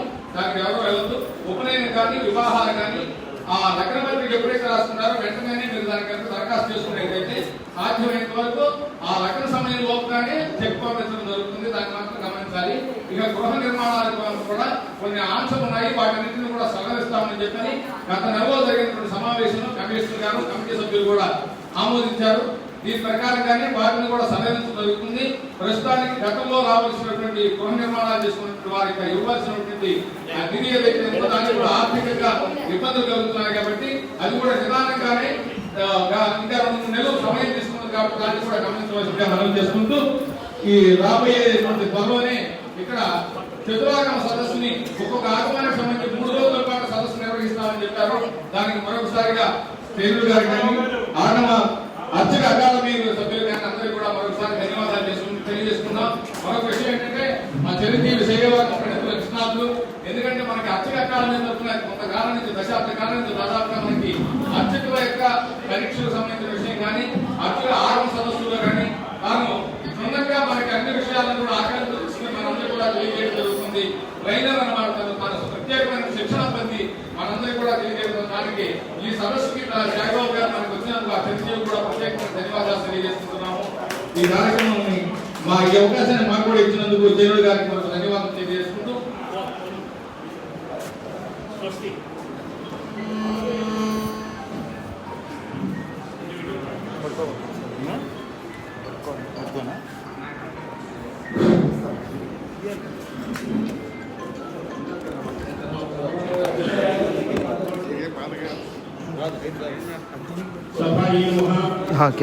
ఇప్పటికే మేము అనుకున్న దాన్ని కాలాతీతమైంది. కాలాతీతం అయింది అంటే అందరినీ 3 గంటలకి రమ్మని మేము చెప్తే 4 గంటలకి అందరు వచ్చారు. ఇంకా ఇప్పుడు కూడా వస్తూనే ఉన్నారు. దైవానుగ్రహం. అసలు రాత్రి 9 గంటల దాకా ఈ కార్యక్రమం కొనసాగిస్తే బాగుంటుందని అనిపిస్తోంది. మరి ఇందాక నుంచి పెద్దలు సెలవించినట్లుగా చతురాంగాయ సదస్సు, చతురాగమ సదస్సు అన్ని పీఠముల యొక్క అనుగ్రహంతో, అన్ని ఆగమముల యొక్క మేళనంతో, చతుర్వేద పండితుల యొక్క సారథ్యంలో చతురాంగికంగా ఈ కార్యక్రమం మనం జరుపుకుంటాము అని చెప్పి తెలియజేస్తున్నాం. 4 రోజులు, 4 వేదములు, 4 ఆగమములు, 4 పీఠముల యొక్క పీఠాధిపతుల యొక్క నిజమైన అనుగ్రహం, దానికి పీఠాధిపతుల యొక్క సాన్నిధ్యం కూడా ప్రత్యక్ష పర్యవేక్షణ కూడా మనం కోరుకుని ఈ కార్యక్రమాలు తప్పకుండా జరుపుకుందాం. ఈ అన్నదాన సత్రంలో తప్పకుండా ఈ అన్నదాన సత్రంలో కూడా మన బ్రాహ్మణులు, వైదికులు, అర్చకులు ఎవరైనా ఉపనయనం, వివాహం ఏ కార్యక్రమాలు జరుపుకున్నా ఇది ఫ్రీగా అందరికీ ఇవ్వడం జరుగుతుంది అని ఒక విషయం తెలియజేస్తున్నాం. తర్వాత ఎవరైనా బీదవారు కనుక ఉండి ఇక్కడ వారి కుమార్తె వివాహం చేసుకున్నట్లయితే వారికి ఆ వివాహానికి భోజనం ఏర్పాటు చేసి మంగళసూత్రం కూడా ఇస్తాము అని చెప్పి తెలియజేస్తున్నాం. ఇక మంగళ సమర్పణ మాకు అత్యంత సన్నిహితులు. వారి వాక్యాన్ని గంగా ప్రవాహం, దానికి అడ్డుగట్ట ఆనగట్ట వేయడం అంటే సాధ్యం కాదు. కానీ ముందే ఆనగట్ట వేసి 2 నిమిషాలు మాత్రమే మాట్లాడాలి అని కోరాను పోతావతులు పురుషోత్తమ శర్మ గారు. ఈ కార్యక్రమాన్ని మేము ఎవరి దగ్గర చందాలు తీసుకుని చెయ్యాలి అని మేము అనుకోలేదు. కానీ వారంతట వారి ఇక్కడికి వచ్చి, అయ్యా మా నాన్నగారు పోతావతుల సత్యనారాయణ శాస్త్రి గారు వారి జ్ఞాపకార్థం ఒక 5,000 రూపాయలు నేను ఇస్తున్నాను అని చెప్పి ఆయన ఇచ్చారు. వద్దండి అని చెప్పారు, కానీ ఇచ్చారు. దాన్ని ఆ చతురాగమ సదస్సుకి అట్టి పెడుతున్నాను అని చెప్పి నేను తెలియజేస్తున్నాను. వారిని 2 నిమిషాలు అందరి సమర్పణ మాటలు మాట్లాడగానే అందరికీ సన్మానం చేస్తాం. ఎందుకంటే నిత్యాగ్నిహోత్రం కొంచెం ఆలస్యమైనా కూడా దానికి అనుత్తమ ప్రాయశ్చిత్తం అనేది ఉన్నది. కానీ దేవాలయం తలుపులు తీయడానికి ఆలస్యమైతే పబ్లిక్ అందరూ మనల్ని విశేషమైన గౌరవ సత్కారాలు చేస్తారు అని మనందరికీ తెలుసు. మిమ్మల్ని తొందరగా పంపించాలని నేను అనుకుంటున్నాను. సభ ప్రారంభమైన తర్వాత మరి అనేక విషయాలు ఎవరికి వారికి వారి యొక్క అనుభవం అనేది ఎంతో ఉన్నది కాబట్టి ఆ అనుభవానికి సంబంధించిన మాట్లాడవలసిన విషయాలు ఎన్నో ఉప్పొందుతూ ఒక ప్రవాహంలాగా వస్తూ ఉంటాయి. వాటిని ఆపమని చెప్పినందుకు మీ దగ్గర క్షమించాలని చెప్పి అందరినీ ప్రార్థన చేస్తూ ఉన్నాం. మనం స్థిరంగా 4 రోజులు పెట్టుకున్నట్లయితే ఈ సదస్సు ఇంకా అనేక విషయాలతో మనం పరిపూర్ణంగా జరుపుకుందాం. ఇలాంటి సదస్సు ప్రతి సంవత్సరం మనం ఈ అన్నసత్రంలో జరుపుకోవాలి అని చెప్పి ఆ రకంగా మీరందరూ ఆశీర్వాదం చేయాలని చెప్పి ప్రార్థన. అందరికీ నమస్కారం. కంచి పీఠాధిపత్యం వహించిన కంచి దైవం శ్రీ శ్రీ శ్రీ చంద్రశేఖరేంద్ర మహాస్వామి వారి ఆశీస్సులతో శంకర విజయేంద్ర మహాసరస్వతి స్వామి వారి అనుగ్రహంతో ఈ ఆగమ శాస్త్ర సదస్సుని మన గణాది వేదజ్యోతి జ్ఞానజ్యోతి విష్ణుపట్ల ఆంజనేయ గారు ఏర్పాటు చేసుకోవడం చాలా ఆనందకరమైన విషయము. ఈ కార్యక్రమంలో నేను పాల్గొనడం అదృష్టంగా భావిస్తూ మానవ జాతి మనుగడ కోసం నిస్వార్థంగా త్యాగం చేసుకునే జాతి కదా ఈ భూమి మీద ఉందంటే అది బ్రాహ్మణ జాతి. అందులో అర్చక పురోహిత ఎవరో ఒకరు ఎప్పుడో ఒకరు నడవాలా ముందుగా చెప్పి తెలుగులో కదా ఒక పాట గుర్తుండే ఉంటుంది. మందగించగా ముందు పడితే వెనుకబడితే వెనుకలే అన్నాడు గురజాడ. ఆ గురజాడ వారి అనుచరణలో నడుస్తూ మరి ఈరోజు ఎంతమంది పెద్దల్ని మరి అర్చక సమాఖ్య నాయకుల్ని కూర్చోబెట్టి చిన్న చిన్న అర్చకులు మరి దేవాలయంలో వారు ఎదుర్కొన్న ప్రాబ్లమ్స్ ని ఏ విధంగా ముందుకు తీసుకోవాలనే ఉద్దేశంతో ఆంజనేయ గారి కార్యక్రమం నిర్వహించడం, అందులో ఒక నిమిషం మాట్లాడే అవకాశం నాకు ఇచ్చినందుకు హృదయపూర్వక ధన్యవాదాలు తెలియజేసుకుంటూ ఆ నాన్నగారి పేరుతో ఇచ్చిన డబ్బులు వారు వద్దంటే వద్దన్నారు. చతురాగమ సదస్సు నిర్వహిస్తున్నారు. ఇక్కడ ఒక విషయం మా నాన్నగారు ఎప్పుడు చెప్పుకుంటేవారు, మనిషి ఇస్తే 2 చేతులతో ఇస్తాడు, కానీ నువ్వు నీ కొన్న దాంట్లో ఏదైనా సరే ఇంటికి వచ్చినప్పుడు వేద పండితులు వచ్చినప్పుడు కనీసం ఇంట్లో ఫ్రిడ్జ్ లో 2 పాల ప్యాకెట్లు ఉంటే అవన్నీ తీసుకు సహస్ర బాహువులతో ఆ విష్ణుమూర్తిని అనుగ్రహిస్తాడు అని చెప్పి వారికి తెలియజేసుకుంటారు. వారికి హృదయపూర్వక ధన్యవాదాలు తెలియజేసుకుంటూ ఇచ్చేసి మీకు అందరికీ హృదయపూర్వక నమస్తే. మొట్టమొదలు మన అర్చక అకాడమీ నాయకుడైనటువంటి డైరెక్టర్ గారు కృష్ణ శర్మ గారికి మొట్టమొదటి ప్రశంసా పత్రం ఇస్తున్నాం. ఇందాక మన అనంతాచార్య గారు చెప్పారు, అర్చక సేవా రత్నం అనేది కేవలం అర్చకత్వం చేసేవారికి కాదు, అర్చకులని సంరక్షింపబడే వారికి కూడా అర్చక సేవా రత్నమే. వారికి బిరుదు మారుద్దాము అని అనుకున్నాం, కానీ వారికి అలా మాత్రమే కాదు, ఇంతమంది అర్చక అకాడమీకి వారు డైరెక్టర్ గా ఉన్నారు కనుక వారు కూడా అర్చక సేవా రత్నమే అనేటువంటి అభిప్రాయంలో వారికి కూడా అదే బిరుదు ప్రదానం. అందరికీ కూడా ప్రశంసా పత్రం, అందరికీ సహస్రనామార్చన చేసుకుంటూ ఉన్నాం. అందరికీ ఒక 1000 రూపాయలు ఈ మొట్టమొదటి సభలో ఇవ్వడం జరుగుతున్నది. అందరికీ ఆ ఇచ్చే 1000 రూపాయలు సరస్వతి ప్రసన్నంగా ఇస్తున్నాం. ఆంధ్ర బ్యాంకు చెక్కులు రామలింగేశ్వర గారి ఆంధ్ర బ్యాంకు దగ్గర వెళ్ళినట్టయితే వెంటనే మీ పేరు సంతకం పెట్టి ఇచ్చేస్తారు. ఏ ఆంధ్ర బ్యాంకులోనైనా వెంటనే ఇచ్చేస్తారు. దాన్ని మళ్ళీ అకౌంట్ లో వేయాల్సిన అవసరం లేదు. మీకు ఆంధ్ర బ్యాంకులో కనుక అకౌంట్ లేకపోయినా విడిగా బ్యాంకులో వేసుకున్నా ఇబ్బంది లేదు. మీ పేరు రాయట్లేదు, మీరు డ్రా చేసుకోవచ్చు, డ్రా చేసుకోవచ్చు. చెక్కు జాగ్రత్త, చెక్కు పోతే ఎవరికి వెళ్తే వాళ్ళని సర్టిఫికేట్ అది వారికి ఇచ్చిన తర్వాత ఒక అర్చకుండా కూడా సన్మాన కార్యక్రమం జరుగుతుంది.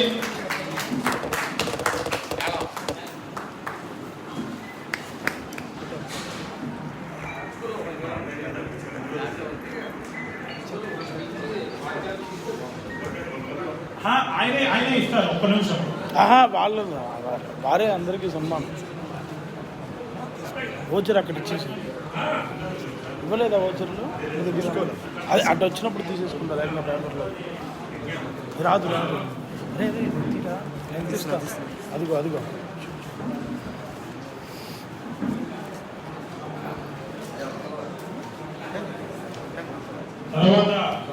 ఈ కార్యక్రమం అంతా ఇంత వైభవంగా జరగడానికి మాకు ఎంతో సహాయ సహకారాలు అందించినటువంటి మా దేవస్థాన అర్చక స్వాముల వారు మొట్టమొదటి మీతో సంప్రదించారు. రఘుకుమార్ ఆచార్య గారు, ఆయన పేరు చాలా పెద్దది, జనానికి మద్రాసు దాకా ఉన్నదంతా నాకు తెలియదు అసలు. కాబట్టి రఘు గారు నేను పిలుస్తాం. వారికి అనేకమైనటువంటి ధన్యవాదాలు తెలియజేస్తున్నాం. మీకు సంతకం పెట్టమని ఓచర్ ఇచ్చాము. మీ పేరు పిలిచినప్పుడు ఆ వచ్చి ఓచర్ మాకు అందజేయండి అని చెప్పి ప్రార్థన. పంచాంగం అక్కడే ఉన్నాడు.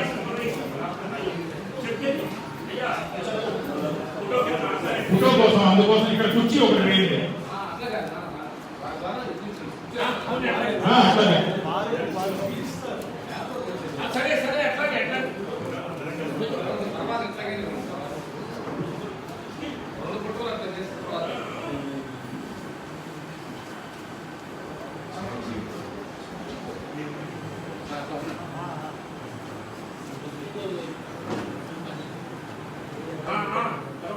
మామిళ్ళపల్లి మృత్యుంజయ ప్రసాద్ శివాచార్య గారు,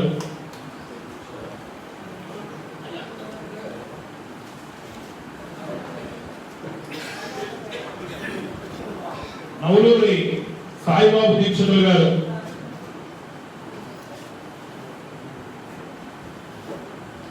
తమిళ అనంతాచార్యులు గారు,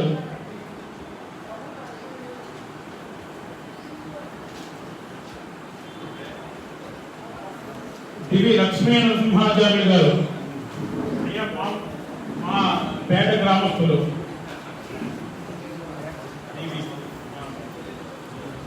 మేడూరి శ్రీనివాసమూర్తి గారు, సంధ్యాల గురునాథ ప్రసాద్ శర్మ గారు,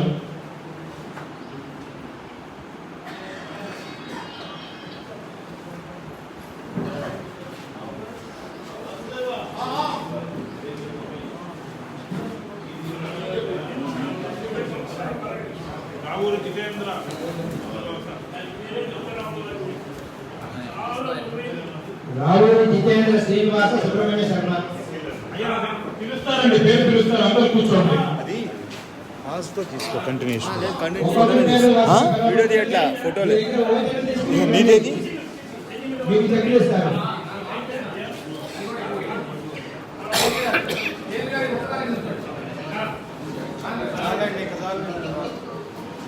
తరువాత పెద్దిరెడ్డి బాలకృష్ణ బయ్యేరు పైన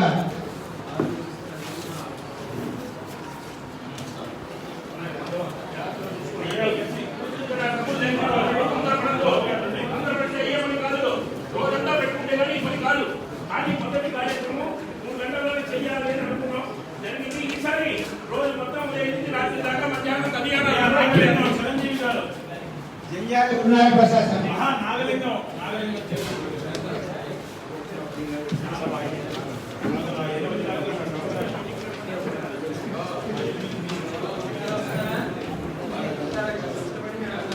నాగరైన చిరంజీవి గారు, నాగరైన చిరంజీవి గారు, పోలవరం దుర్గా చైతన్య, పోలవరం దుర్గా చైతన్య,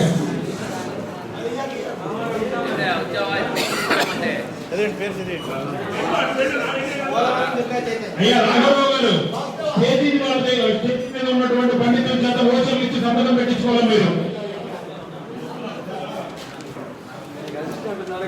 నందివెలుగు భానుమూర్తి, నందివెలుగు భానుమూర్తి,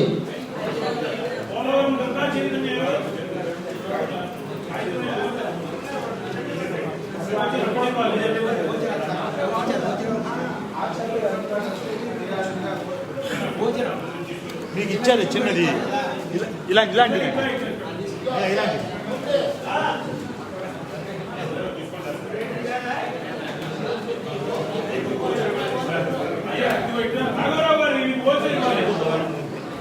నందివెలుగు భానుమూర్తి, నందివెలుగు భానుమూర్తి గారు,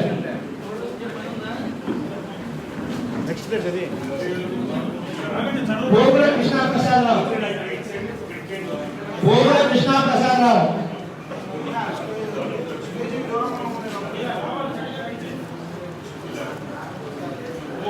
రొమ్మిగల శ్రీనివాసమూర్తి, రోమిచంద్ర శ్రీనివాసమూర్తి, పోగుల రామగోవిందరావు,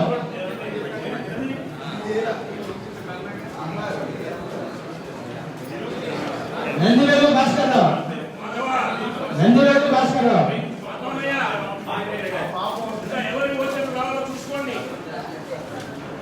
చావలి తేజవ ఫణికుమార్, చావలి తేజవ ఫణికుమార్,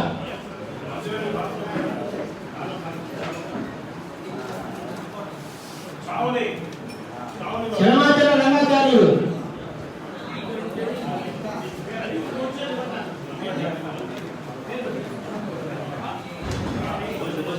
మారేపల్లి వెంకట కేశవాచార్యులు, మారేపల్లి వెంకట కేశవాచార్యులు, అగ్నిహోత్రం వెంకటేశాచార్యులు, అగ్నిహోత్రం వెంకటేశాచార్య,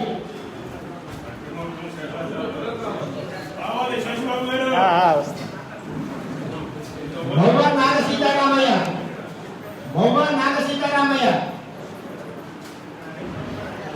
భగవాన్ నాగ సీతారామయ్య,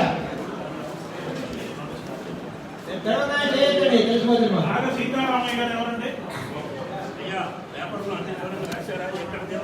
నూతనపాటి భానుచంద్ర శర్మ, నూతనపాటి భానుచంద్ర శర్మ,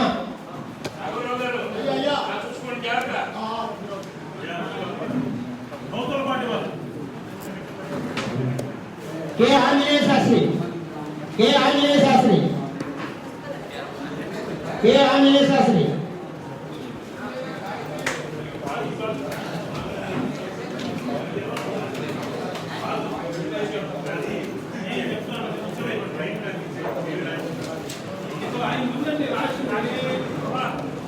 నేడూరి అనంత దీక్షితుడు, నేడూరి అనంత దీక్షితుడు, నేడూరి అనంత దీక్షితుడు, మౌవా కృష్ణ గోపీనాథ్, మౌవా కృష్ణ గోపీనాథ్,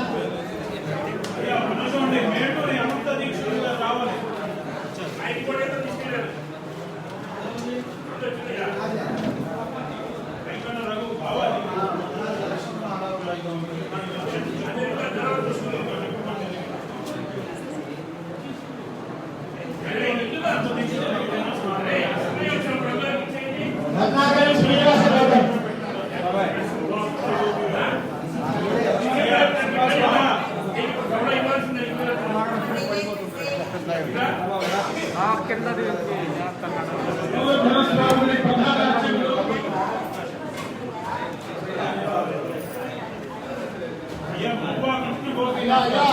దయచేసి కూర్చోండి, దయచేసి కూర్చోండి. రత్నాకర్ శ్రీనివాస గౌతమ్,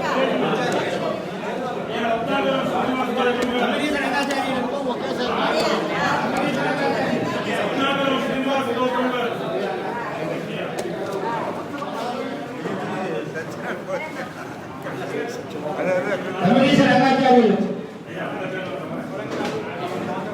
నారాయణ శ్రీనివాసాచార్యులు, నారాయణ శ్రీనివాసాచార్యులు, పరాశరం సీతారామాంజనేయాచార్యులు, పరాశరం సీతారామాంజనేయాచార్యులు,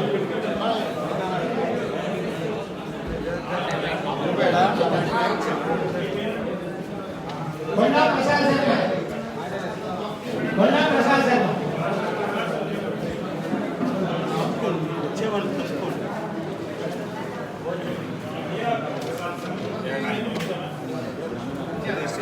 చింతలపాటి వెంకట గోపాలకృష్ణమూర్తి,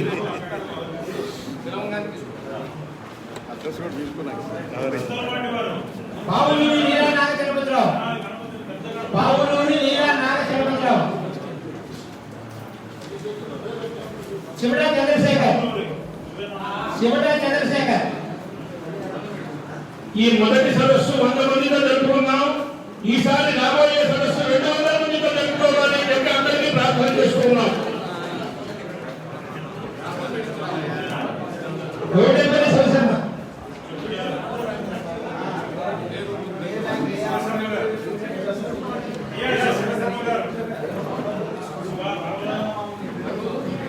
గోవిందపల్లి శివశర్మ,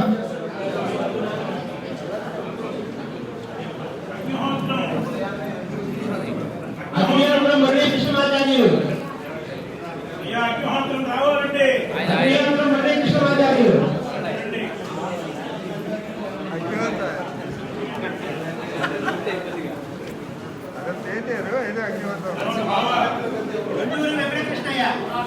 గండూరి వెంకటకృష్ణయ్య, రత్నాకర్ సత్యనారాయణ గౌతమ, రత్నాకర్ సత్యనారాయణ గౌతమ, అగ్నిహోత్రం సత్యనారాయణాచార్యులు, అగ్నిహోత్రం సత్యనారాయణాచార్యులు,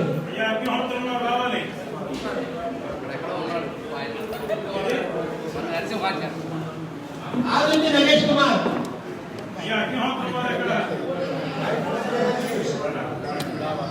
నెక్స్ట్ వెళ్ళి ఆదిత్య నగేష్ కుమార్,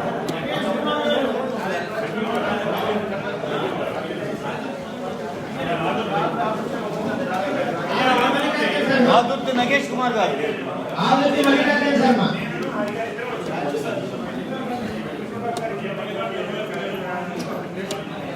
వేదాంతం వెంకట నాగమారుడి, వేదాంతం వెంకట నాగమారుడి,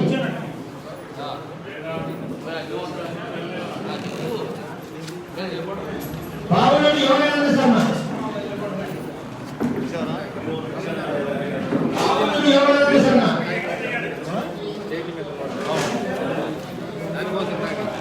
అరే పేపర్ ఇచ్చాయి, పేర్లు పేపర్ ఒకటి ఇచ్చాను ఇందాక.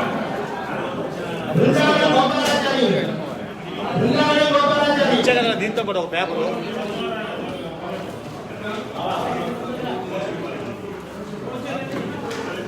ఇస్తా ఉండి వస్తున్నా సత్యం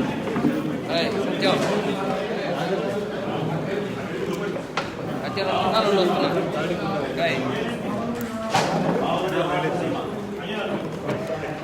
సత్యం ఇక్కడే ఉంది.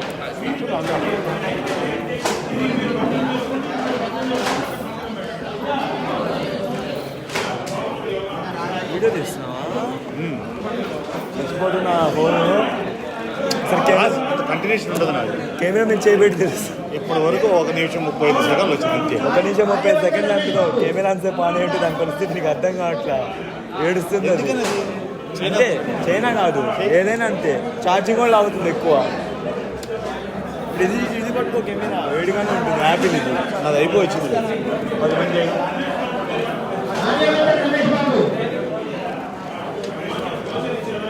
అగ్నిహోత్రం నరసింహమూర్తి, అగ్నిహోత్రం నరసింహమూర్తి, బావులూరి కుమారస్వామి, బావులూరి కుమారస్వామి గారు, తమిళిస హరిబాబు, తమిళిస హరిబాబు,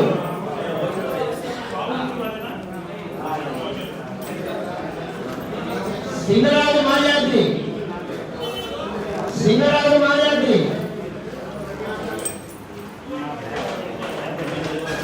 సింగరాజు ఉదయభాస్కర్,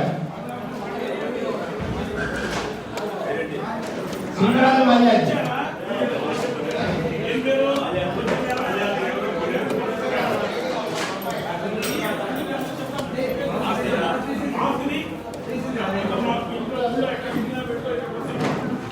సింగరాజు ఉదయభాస్కర్, వెంకటపల్లి సూర్యనారాయణ,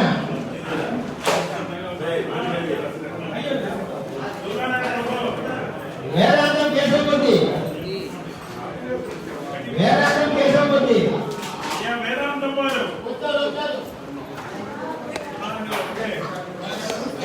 మాధవ్ కుమార్,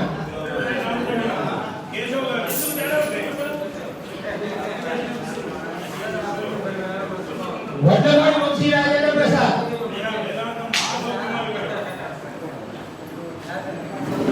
శావరి శివకుమార్ శర్మ,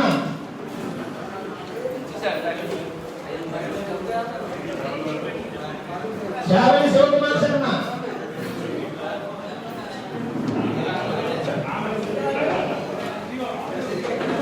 కుల్లిపల వెంకట సునీల్ కుమార్ శర్మ,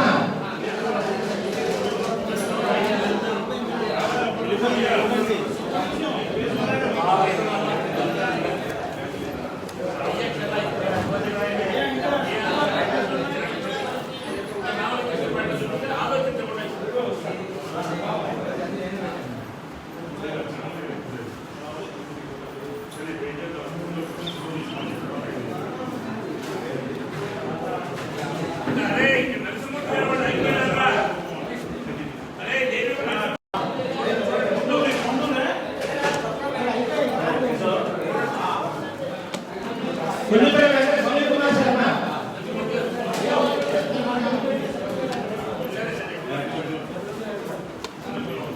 కొల్లూరి హరికృష్ణమాచార్యులు, కొల్లూరు మానూరి హరికృష్ణమాచార్య, కంగుటూరి సుధీర్ శర్మ,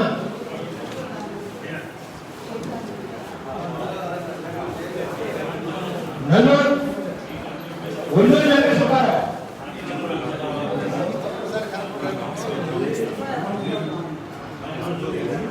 తమిళ గోపాలకృష్ణమూర్తి,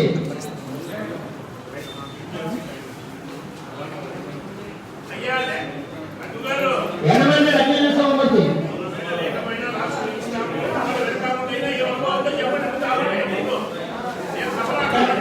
ఇక్కడ పేరు లేకపోయినా ఇక్కడ ఉన్న వాళ్ళ నోటీలు ఇస్తారు, మీరు ఎవరు టెన్షన్ పడాల్సిన పని లేదని చెప్తున్నారు ఆంజనేయ జైలు గారు.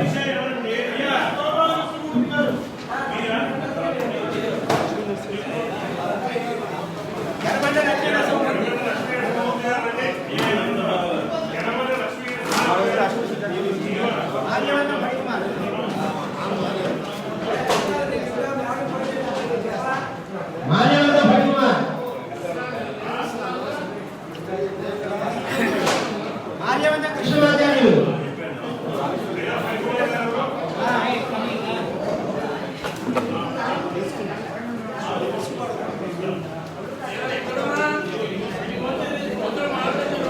రాడపల్లి వరప్రసాద్ శర్మ, నల్లూరి శ్రీరామ చక్రవర్తి, నల్లూరి శ్రీరామ చక్రవర్తి,